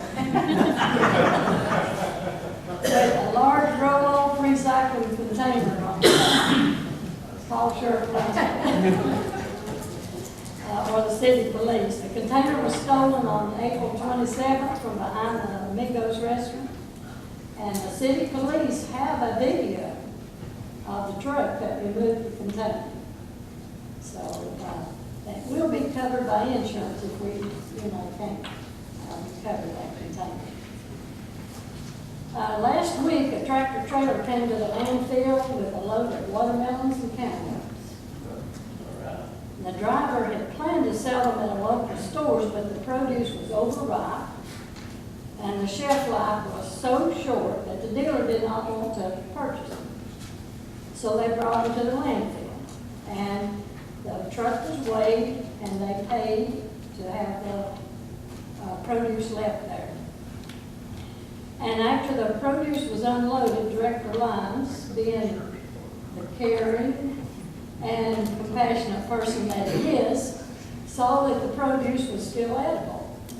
So he called the jail and asked if they would like to have some watermelons and cantaloupes for their inmates. This was giving them fresh fruit. And also the prison came and picked up some of the produce. And in my opinion, this was a thoughtful decision. Several people benefited, and the produce did not go to waste. However, there was some criticism. I guess they wanted Director Lyons to dump the produce in the landfill and let it decay. But I hope you agree with me that no one was hurt by this decision, and many were helped because the inmates had fresh produce. Any comments? I sampled it before I give it to you. I didn't hear you. I sampled it before I give it to you. Well, I'm sure Director Lyons was not handing it out if he thought there was anything wrong with the produce. It just didn't have a shelf life. And at the time, it was good produce. Yes. We give Mr. Lyons a round of applause. It's been just as easy to not do anything. So I really applaud what you did.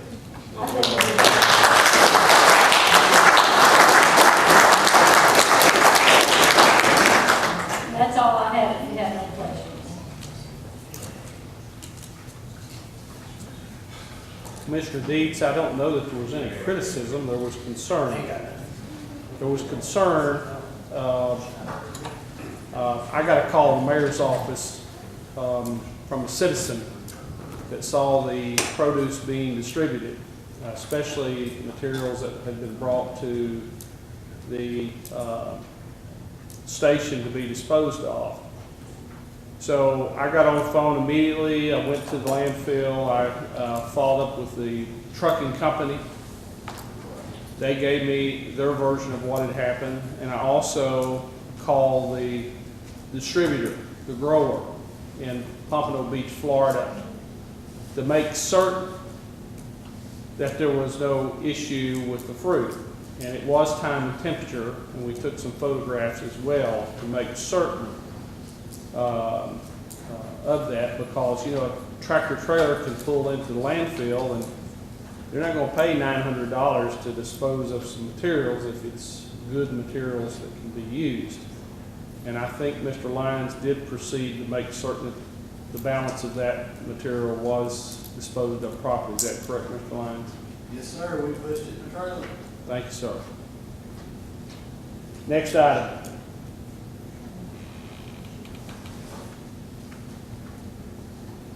Law enforcement. We have nothing new at this time, sir. Nominating committee. Mr. Trivett. Mr. Chairman, Yes, sir. the only thing I've got is, 2 appointments back to the zoning board of appeals. And I make the motion with appoint Mr. Brad Johnson and L.C. Tester back to the zoning board of appeals. So I'll make that the form of a motion. Okay, the motion is for Mr. Johnson and Mr. Tester to retain their seats on the Board of Zoning Appeals. Second by Mr. Lewis. Any discussion? Seeing none, Madam Clerk, proceed with the vote. If you're in favor of these 2 gentlemen retaining their seat on the Board of Zoning Appeals, respond with aye. Those opposed, nay. Mr. Lyons, confirmed. Reveal the vote. Motion passes. Anything else, Mr. Trivett? Is there anything No, else? that's all I have. Okay.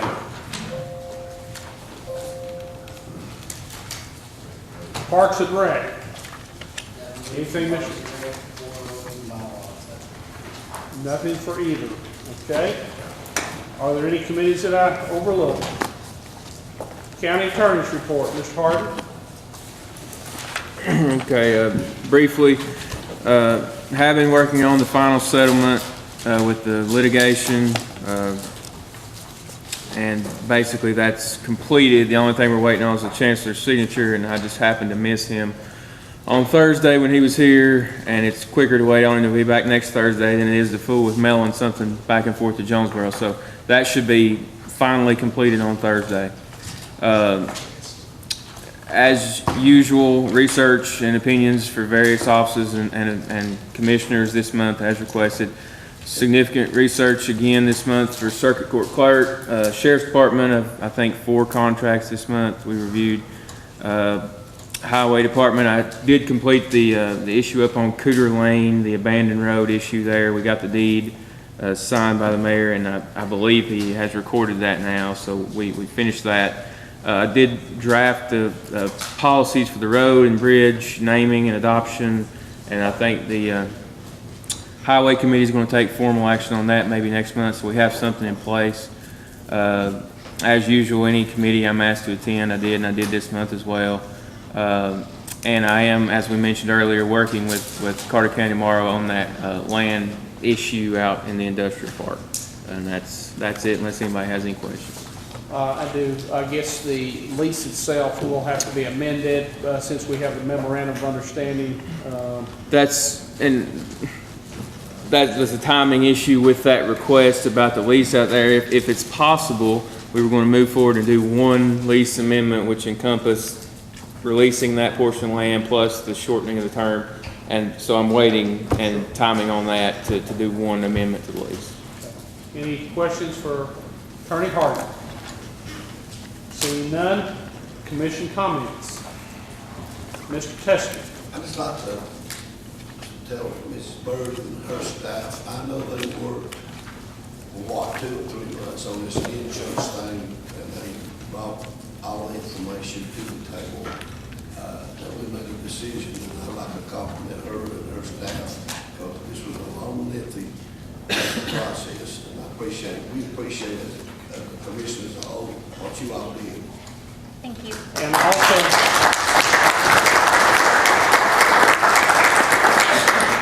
also they've got quite a bit of work in front of them because they've got to go back and resubmit to all the office holders. The beauty of it is you can do control change all. But we will get with all the office holders and go over their budgets and see if they want to make any changes. Well, I hope it's that simple when I attempt to do it. It's not. I don't know that it is. So I've got to work on that because we've got to find Mr. Lyons.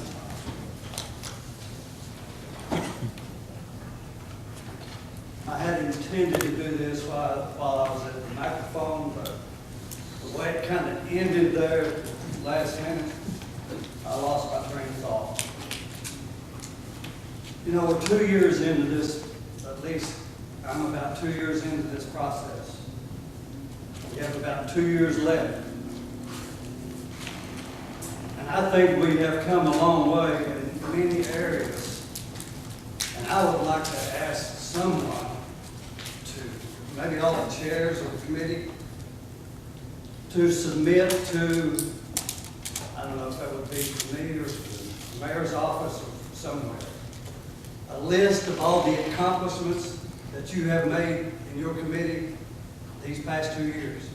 I think too often we focus on, I've got you, or something negative. And I know that we have to focus on accountability and holding everyone to the task and making sure we don't violate the law. And that's why I appreciate Mr. Harden so much. However, I think if we put that on a PowerPoint presentation, we will be amazed at what we have been able to accomplish these 2 years. And that is with, you know, almost like a, 12-12 sometimes, or 13-1 vote. So that being said, I would like to see us start reaching across to your neighbor next door to you, or someone maybe on the third row that you haven't even talked to yet. And I think we can do this, Mr. Harden, in a way that we're not violating sunshine law, as long as we're not making decisions or moving toward a decision. And what I'm talking about is extending a hand and so that we can, at least the majority of us, get on the same page and do even greater things than what we've done in 2 years. And the reason I'm saying all this tonight is because I see the tension starting to build again. I think we need to dispel the tension that at least I feel, and start realizing that we're here, and I'm not running for office next year, or next year after that. That's not what this is all about. This is about what I ran on, building teams and leadership, and working together. And you can't work with someone if I don't know you, Mr. Hill, up in Rome Mountain. Well, I can't, if I don't get around Nancy enough, I can't get to know her. So what I'm saying is, Mayor, if you wouldn't mind this coming to your office, from each chairman of each committee, submit before next month the accomplishments that you feel like you have made in your committee. I think we need to put that on the wall so we can look at it and say, we've done a pretty good job. And I'm not patting ourselves on the back. Lord knows somebody's going to tear us down tomorrow somewhere. Well, we know that. But what I am saying is, we have a wonderful opportunity. We've got 2 more years together. So let's start reaching out to each other. Whether that's me, like and Danny, Commissioner Ward, Mr. Peters, or Mr. Trivett, whomever. Let's start getting to know each other. We have one brand new commissioner, Ms. Collins.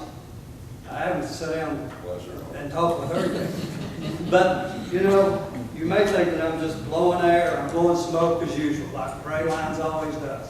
Just like the creative idea at the podium, that was a creative idea. And I want to build on that. There's 2 other steps in that process. I didn't even feel like mentioning one of that there. There is a need in this county for a formalized employee recognition program. It can work if we let it work, as long as we stay within the rules and within the law. So please, I'm challenging all of us. Try to work together. Reach out to who you don't know. I could even talk with Mr. Testro, I believe. Now, I'm pretty sure I can. I may even go up and talk with Mr. Peters, who's been here the longest. That's all I have, Mayor. Thank you.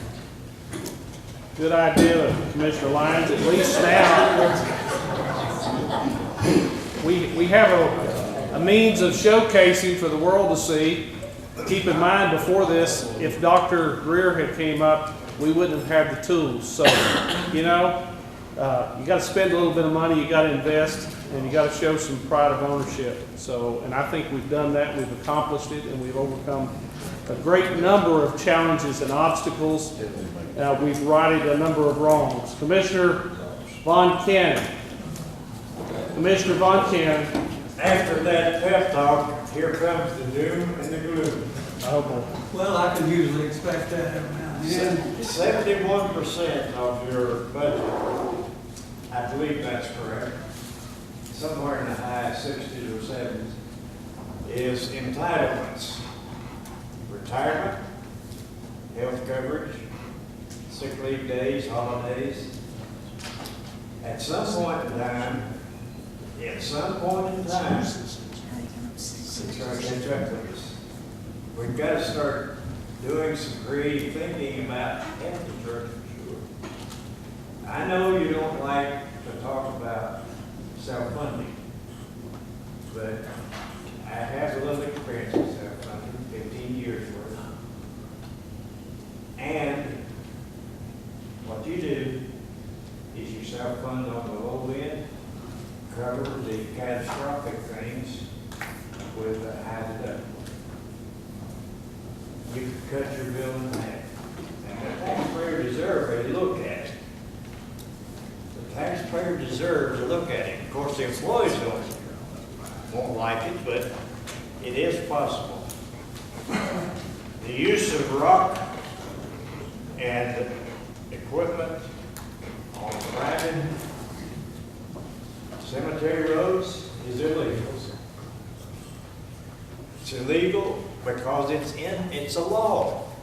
Are we going to fix it or are we not going to fix it? Are we going to continue this thing? The other thing is people are being buried on top of each other in this county because the funeral home does not have to have any authority from somebody in a private cemetery. They say bury John up there under the tree. Well, it doesn't belong to them. It's not a family cemetery. But the time they find out, you've got one planted and there's no procedure. The way you correct that is the funeral home has to have some paperwork before they plant one. Plant, that's not nice. Send them on their journey. But those are the things we need to do. Any other commissioner? Yes, Mr. Garland. I'd like to acknowledge, I think your office has had something to do with it, Mrs. Robinson, the landscaping around the courthouse. I noticed that, I guess Friday was on the backside, and some trustees, I think, have done some work. Just acknowledge whoever had done that work. That came out of my office, pride of ownership. The grounds have been neglected for many, many years. Of course, the landscaping that we had before was put in around 1985, 86. It was a gift from a citizen, and most of that was way beyond its time. So last year we started, we did the front courtyard and the side on the street here on Main. We decided to go ahead and finish the rear, and we've been working on that. We were hoping to finish it tomorrow, but Ms. Robinson wasn't able to be here today. She, with all the work last week, she's been ill. And the inmates, the sheriff's department, I'll have to say that Ms. Hensley and the sheriff, we went over and talked to him. He's given a tremendous amount of support to us. Otherwise, we wouldn't be able to do these projects. And we're also just about to finish the landscaping over at the election office. We've gotten a tremendous number of compliments from the citizens. Unlike the calls of complaints that we had gotten from citizens when we had allowed it to depreciate to a level it just wasn't pretty. And we did get those calls. So we've got a number of projects going on out of the mayor's office. That's one of them. The other, we've got a courtroom project in the month of June. There's a judicial conference. So it's been 20-some years since this courtroom has been painted. The only thing that was done in this courtroom was about 4 years ago when we carpeted and put the new seating in. It was much needed at the time because the two back rows back there, when they spec'd this project originally, they used a very low-end seat, and all the bottoms were out of those seats. They had just broken over time. This past, we used a high-end seat. We didn't go with the low bidder. We went with the highest bidder because of the quality product, and hopefully those chairs will last us for a long time. So June 10th through 20, we'll be painting the courtroom top to bottom. We'll be doing new tile out in the hallway out front. We'll be replacing some tile here on these two alcoves as you start down the ramp. And we're going to leave the center rubber composition material in because it's really good material, and there's just a couple areas that needs repair, and there's some carpeting there. So that's a project. We're working in the mayor's office this week. There'll be replacement of carpets. It's been 30-plus years since the carpets had been addressed. Mr. Taylor's office, I've spoken with him. Right after we get into the new budget cycle and his work schedule will allow, we're going to try to replace the ceramic tile in his office. All of that's coming up in the back area, so we'll be addressing that. There's several other projects that we've got to take on, and we'll be coordinating that out of the mayor's office as well. The building has been here for a long time, and we've got to show pride of ownership, and we've got to maintain it. We're going to do our best possible and as aggressively as possible as we can to keep it in good state of repairs. Okay. Any other commissioner comments? Yes, Mr. Acuff. Dr. Greer left some materials about Nolan, so please pick up one before you leave this evening. And if we run out, I'll stop by his office and get a few more. And also along those lines, we have put quite a bit of effort into technology in the mayor's conference room. For those of you who are not aware of it, we put a smart TV in there, and we've already used it a number of times. I mean, it's really good for PowerPoints or any other thing that you can use. We've got a laptop in there. It's available. Anytime any of you need to use it, you're welcome. We're trying to make certain you've got the tools that you need to do your job. So anything else? Mr. Hill. Just a positive note maybe to end on. About a month ago, I turned on the TV on a Sunday night. There's a show on there called Dirty Leg Shots. And we're talking about regional promotion and everything here. And there was a young man with ties to this room with Commissioner Peters up here. Phil and Carson Peters did more to paint us in a positive light in that 15 minutes than has been done in a long time, I think. And I just wanted to say that was fantastic. Any other commissioner comments? Seeing none, is there a motion to adjourn? Motion made by Mr. Dehan, second by Mr. Garland. All in favor, say aye. Aye. Any opposed? Good night. See you on